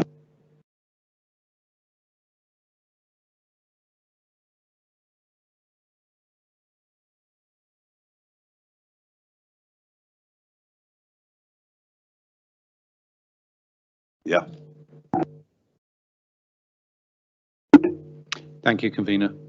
Failing to back this amendment today is tantamount to reneging on our declaration of a climate emergency back in 2019.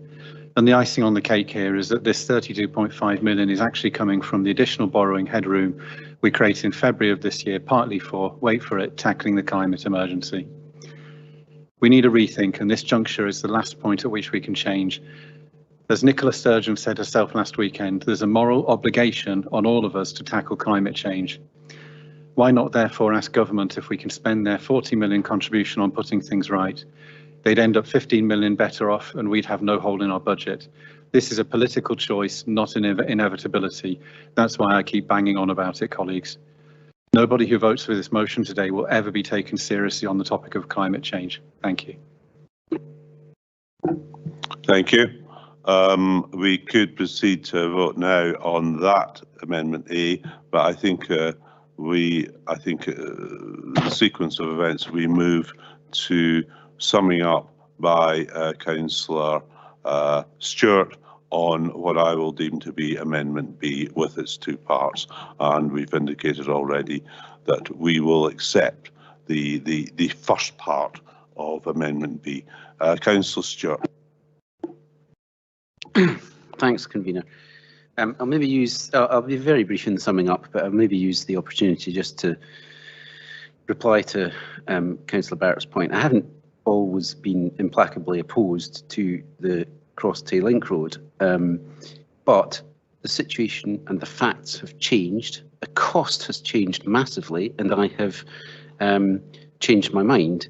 But more importantly, there is a governance issue whereby if elected members had been on the project board back in April when the cost update was received before the attempts to value engineer it down by, I think the outcome was a reduction of 13% only in the cost overrun, then this elected members would have been cited on this massive cost overrun, and we would have been insistent on this being brought back to committee at a much earlier stage than we are today, where we are today, which is that if we delay even a couple of weeks, there is further cost incurred, because September is when the stage 2 contract needs to be given the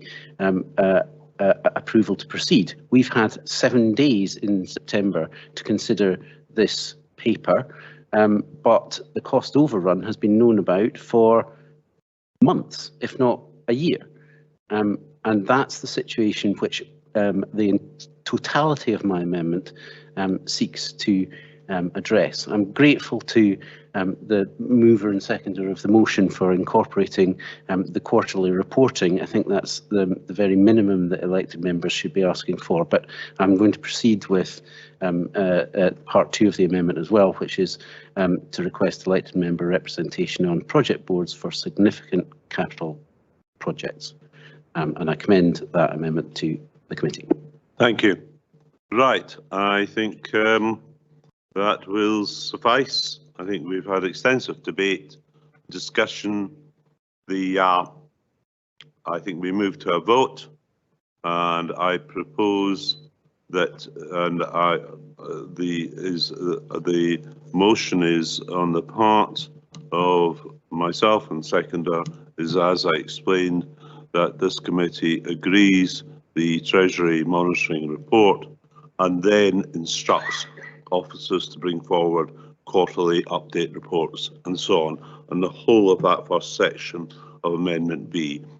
But Councillor Stewart is going to take it to a vote on the entire amendment.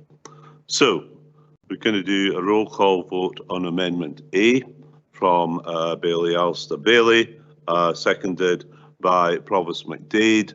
And can we move to that vote now? Yeah. The motion against Amendment A.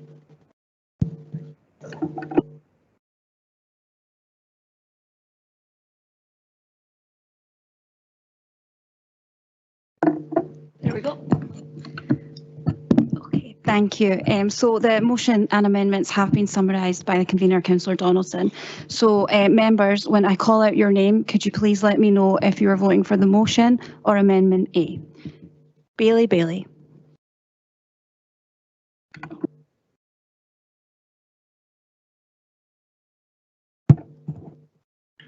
Councillor Barrett. Motion. Councillor Braun. Motion. Councillor Cuthbert. Amendment. Councillor Donaldson. Motion. Councillor Drysdale. Motion. Councillor Duff. Motion. Councillor Forbes. Motion. Councillor Illingworth. Motion. Councillor Kigali. Motion. Councillor Lane. Provost McDade. Amendment. Councillor McEwen. Motion. Deputy Provost Parrott. Motion. Councillor Rebeck. Motion.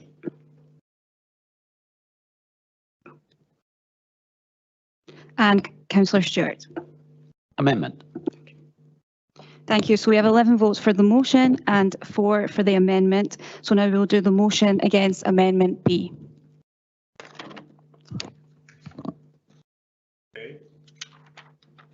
Bailey.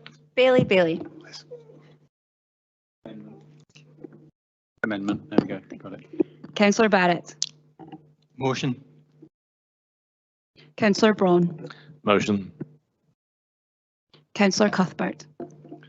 Amendment. Councillor Donaldson. Motion. Councillor Drysdale. Motion. Councillor Duff. Motion. Councillor Forbes. Motion. Councillor Illingworth. Motion. Councillor Kigali. Motion. Councillor Lane. Provost McDade. Amendment. Councillor McEwen. Motion. Councillor Parrott. Motion. Councillor Rebeck. Motion. And Councillor Stewart. Amendment. Therefore, we have 12 votes for the motion and 4 for the amendment, so the motion carries.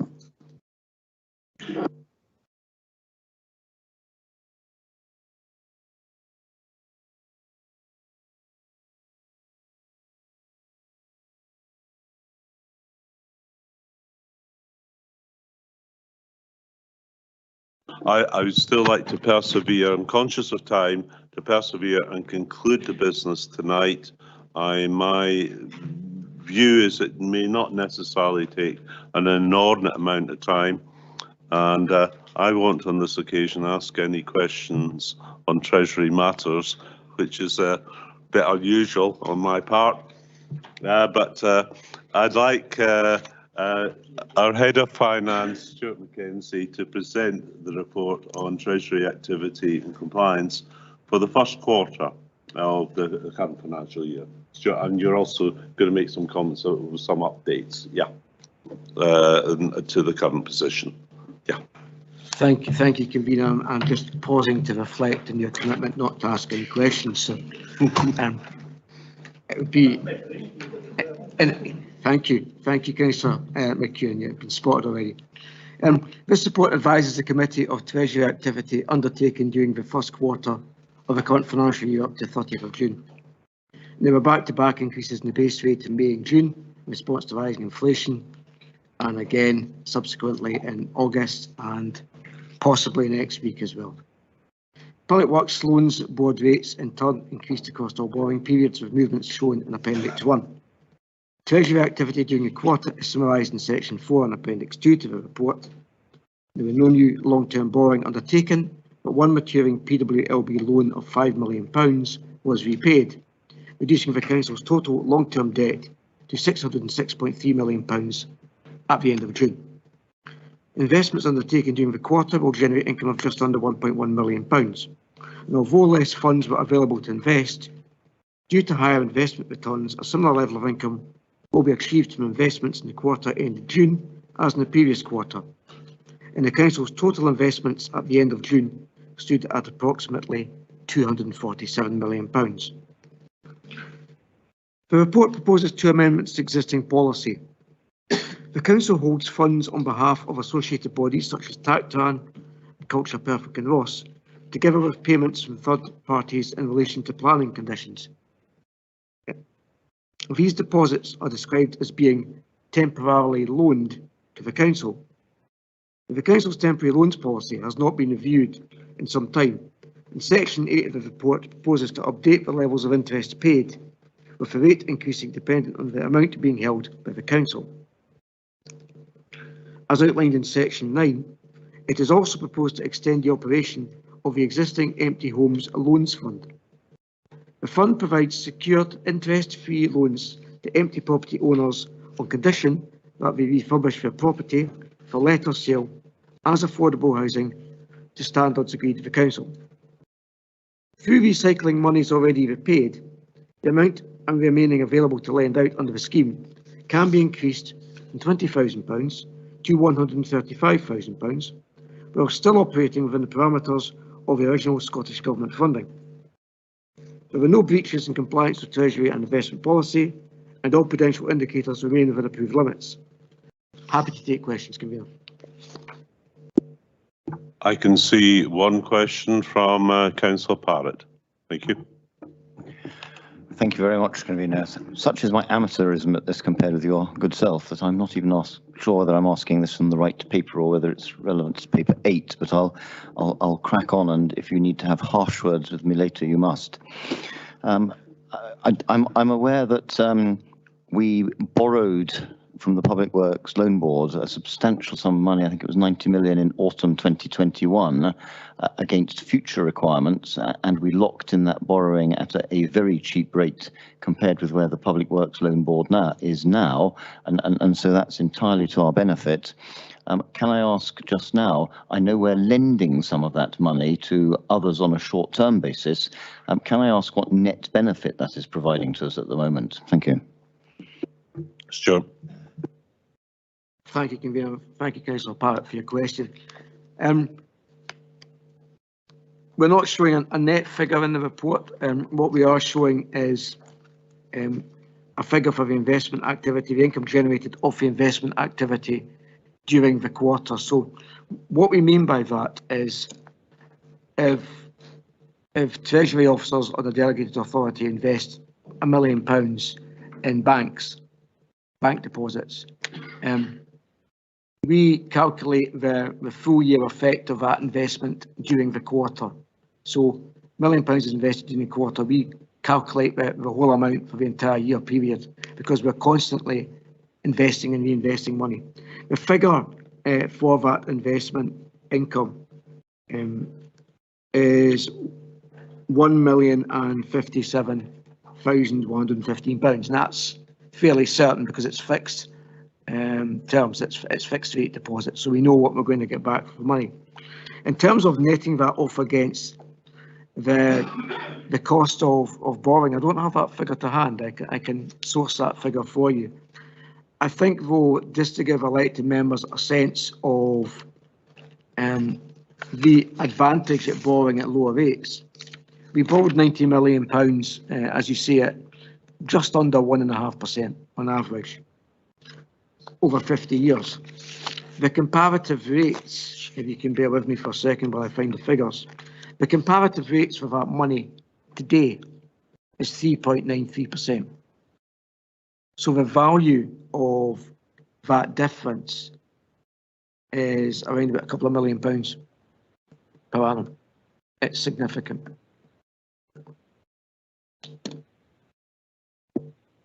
Thank you. Any further questions?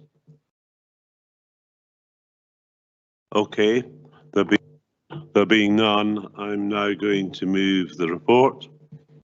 As you can see, the report covers the period from 1st of April to 30th of June, although there is indeed some comment about the position since the end of June, the movement in interest rates and in inflation. The report provides commentary on the wider economy as I mentioned, as well as a summary of our own Treasury activity. The Head of Finance and Steward has already indeed given you a comprehensive update on the contents of the report. There were no breaches in compliance with the investment strategy and policies. Also, I do welcome the amendment to the temporary loans policy set out in Section 8 and the amendment to the Empty Home Loans Fund policy set out in Section 9. Other point to note is the Council's prudential indicators were adhered to throughout the quarter, and the Council's plans, I believe, indeed remain prudent, affordable and sustainable. So I move the report. Could I ask for a seconder from? Happy to formally second.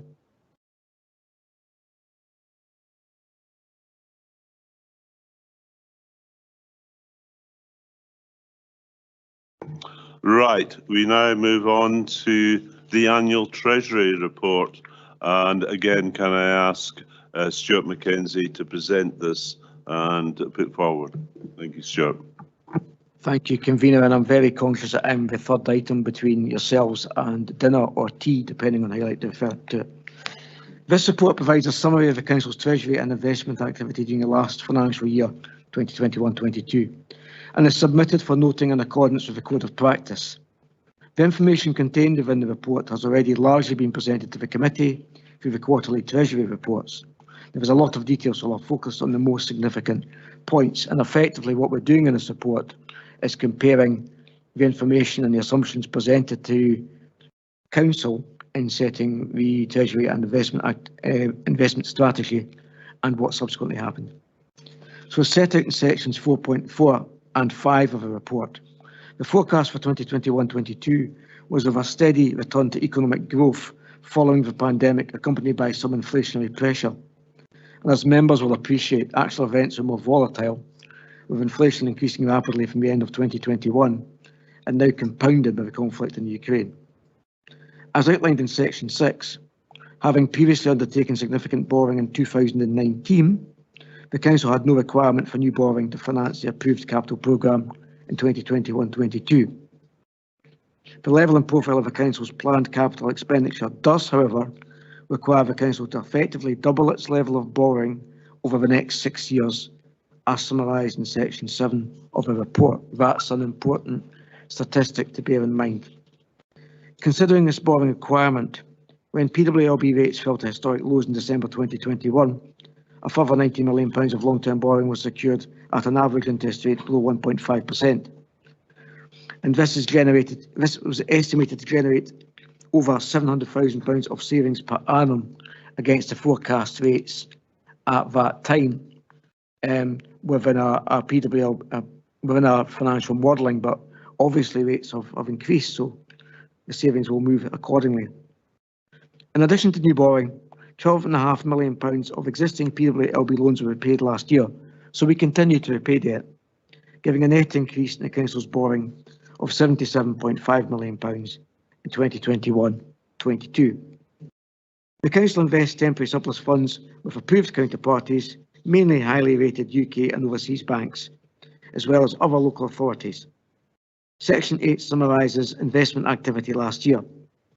Additional borrowing increased the amount available to invest, which together with improved returns, generated approximately £1.1 million of income from investments in 2021-22. One key measure of Treasury performance is each Council's average interest rate on outstanding debt, known as the Consolidated Loans Fund rate. Appendix 2 compares Perth and Kinross Council's performance over time against the Scottish average. We don't have figures for last year yet, which is why there's a degree of forecasting, but we have data over an extended period. And to reassure members, the Council's cost of borrowing has been consistently below the Scottish average for a number of years, reflecting a prudent but proactive approach to Treasury management. Happy to take questions. Are there any questions? I can see Councillor Parrott has a question, and but let's see. I think Mr. Mackenzie has answered it in his comments already. Thank you. Okay, does anyone else wish to contribute? Oh, it's not. It's coming up. Councillor Barrett. Thanks, Convener. Just on that last point about Perth and Kinross's consistent performance compared to the Scottish average, is there any income generation potential by hiring out our treasury management services to other councils and getting a share of the benefits that they might accrue?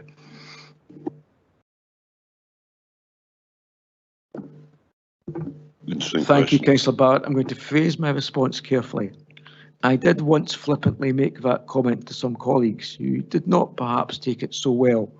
I'd like to think so, but perhaps that's my perception rather than the reality of the market. Most councils maintain their own function, but we can learn from others and we'll seek to do so, but I'd like to think that we're doing okay at the moment ourselves. Thank you. Or, you know, possibly even under a shared service. So. I've almost got the impression, you know, we may establish PKC fund managers, yes, have another board, you know, but anyway, thanks. Right, any other questions? Right, I'm going to move the report for paper 8. This is just, well, the formal bit, but this report is before the committee today in accordance with our approved Treasury management practices. It covers the Council's Treasury position as well as wider activity, commentary on activity across 21-22.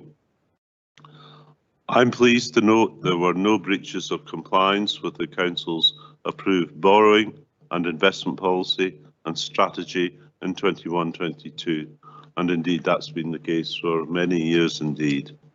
All aspects of the Prudential Code, including prudential indicators and limits, were also fully adhered to throughout the year.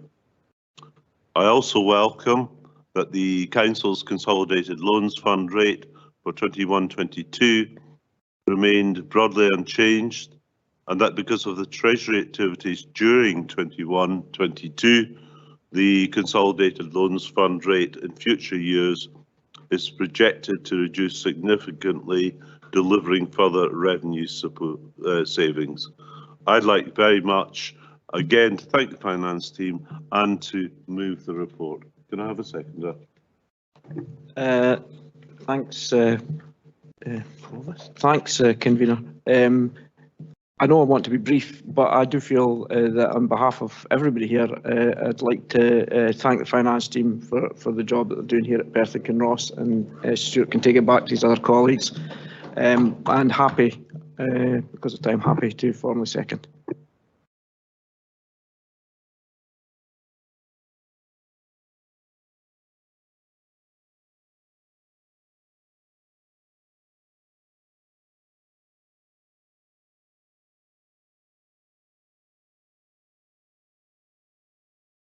Oh, we're now on to item 9. I think Lee Haxton and Dave Stoker have been waiting some time, but it's on the Community Investment Fund.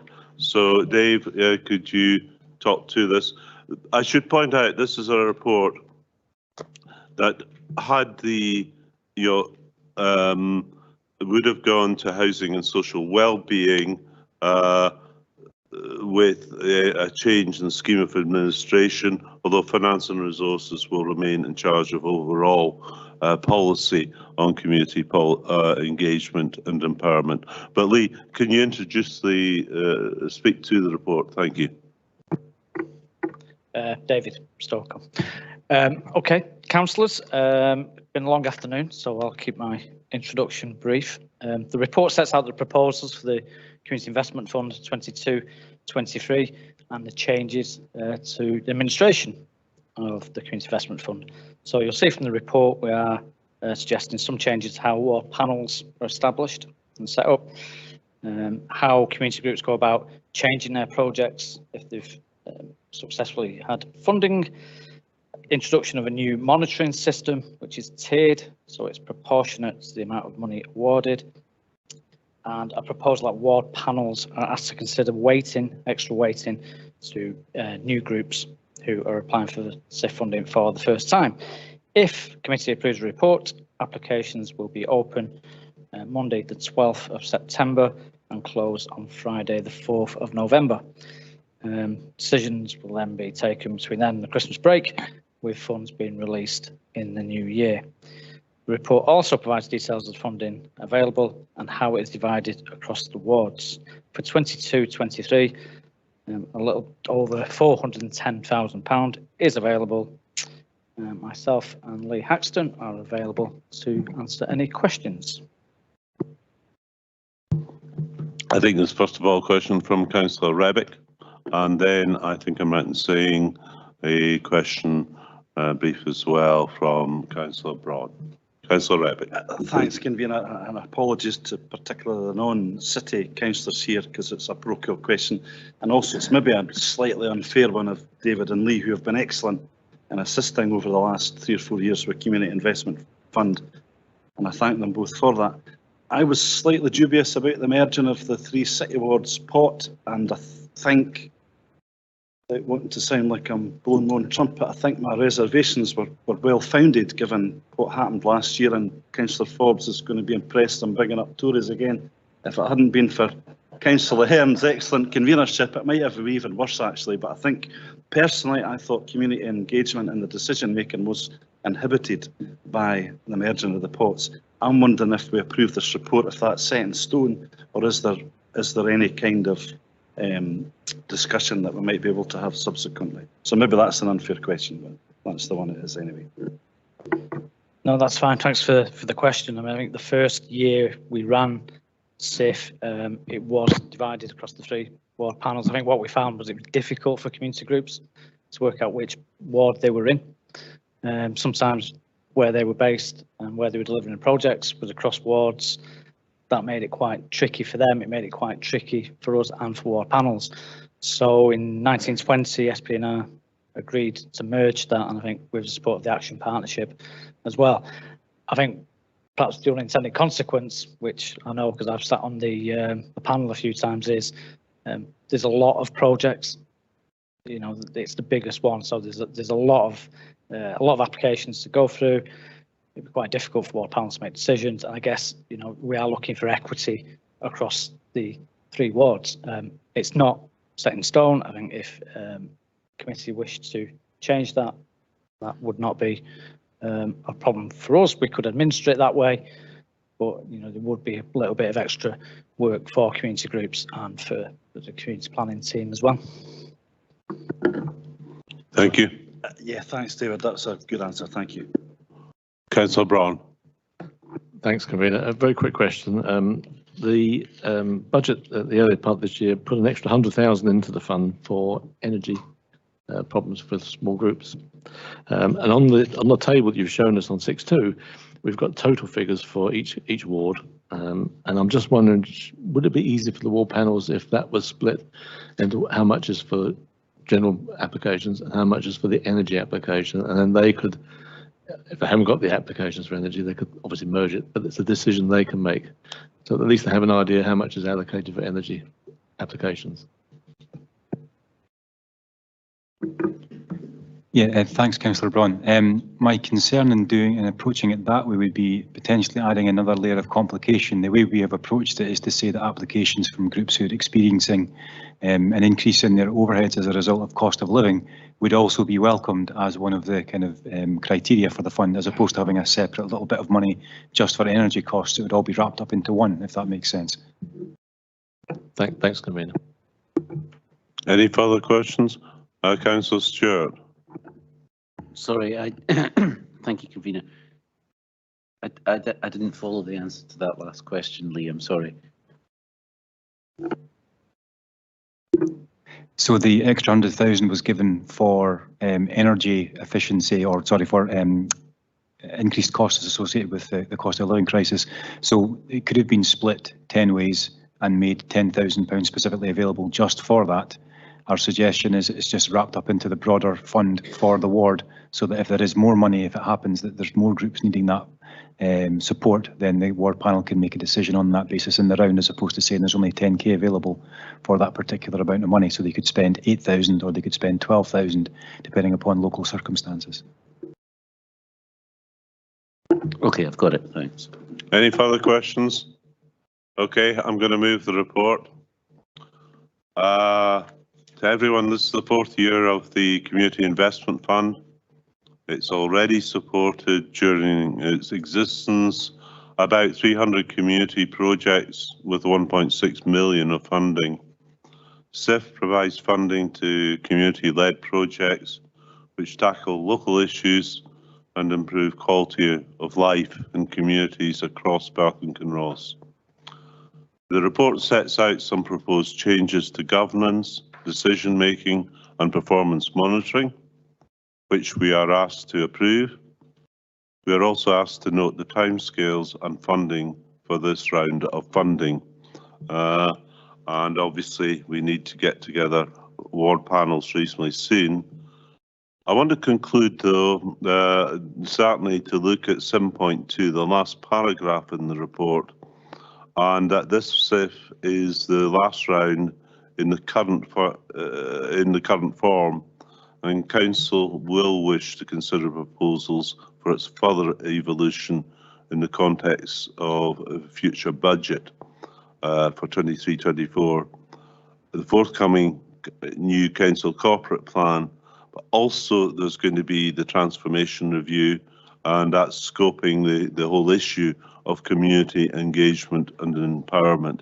And we have to look at the evidence of how we best can use our resources to give support to local communities, to voluntary groups. See, that is something that may change going forward. And we do have to look at, just like we need to look at everything in this council, what is value for money and what produces the best return for our communities. I'm going to move the report. Can I ask for a seconder? Thanks, Convener. Happy to formally second. Okay, thanks. Is there any comment? Okay, there's going to be comment from Councillor Duff, followed by Councillor Steward. Thank you. Thanks, Convener. I'll try and keep it as short as I can. Yeah, obviously we welcome this latest round of the Community Investment Fund, which has allocated £1.6 million to over 300 community projects and has been very well received by communities. Just to clarify, the additional £100,000 we put in was about energy costs, but the whole £400,000 was to be made available for any of the criteria, so ward panels can decide how much they want to spend. If they want to spend all of their money on energy cost criteria, that's entirely up to them. I welcome the fact that applications will be starting on Monday, and I look forward to considering further applications in the Highland Ward. Thank you. Thank you, Councillor Stewart. Thanks, Convener.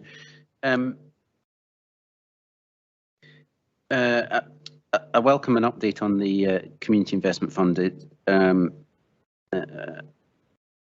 It's a huge amount of money, and it does help such a vast range of community projects. The actual diversity of the projects that come forward, as somebody who has sat on and chaired a ward panel, the actual diversity of the projects that come forward, the ingenuity of some of them is overwhelming and really much to be praised. For us to praise our communities for coming forward with these projects, it does make a huge difference. It makes the difference between whether projects can actually happen or not. I think maybe two comments. The first is that I'm really pleased to hear that applications are opening again on Monday.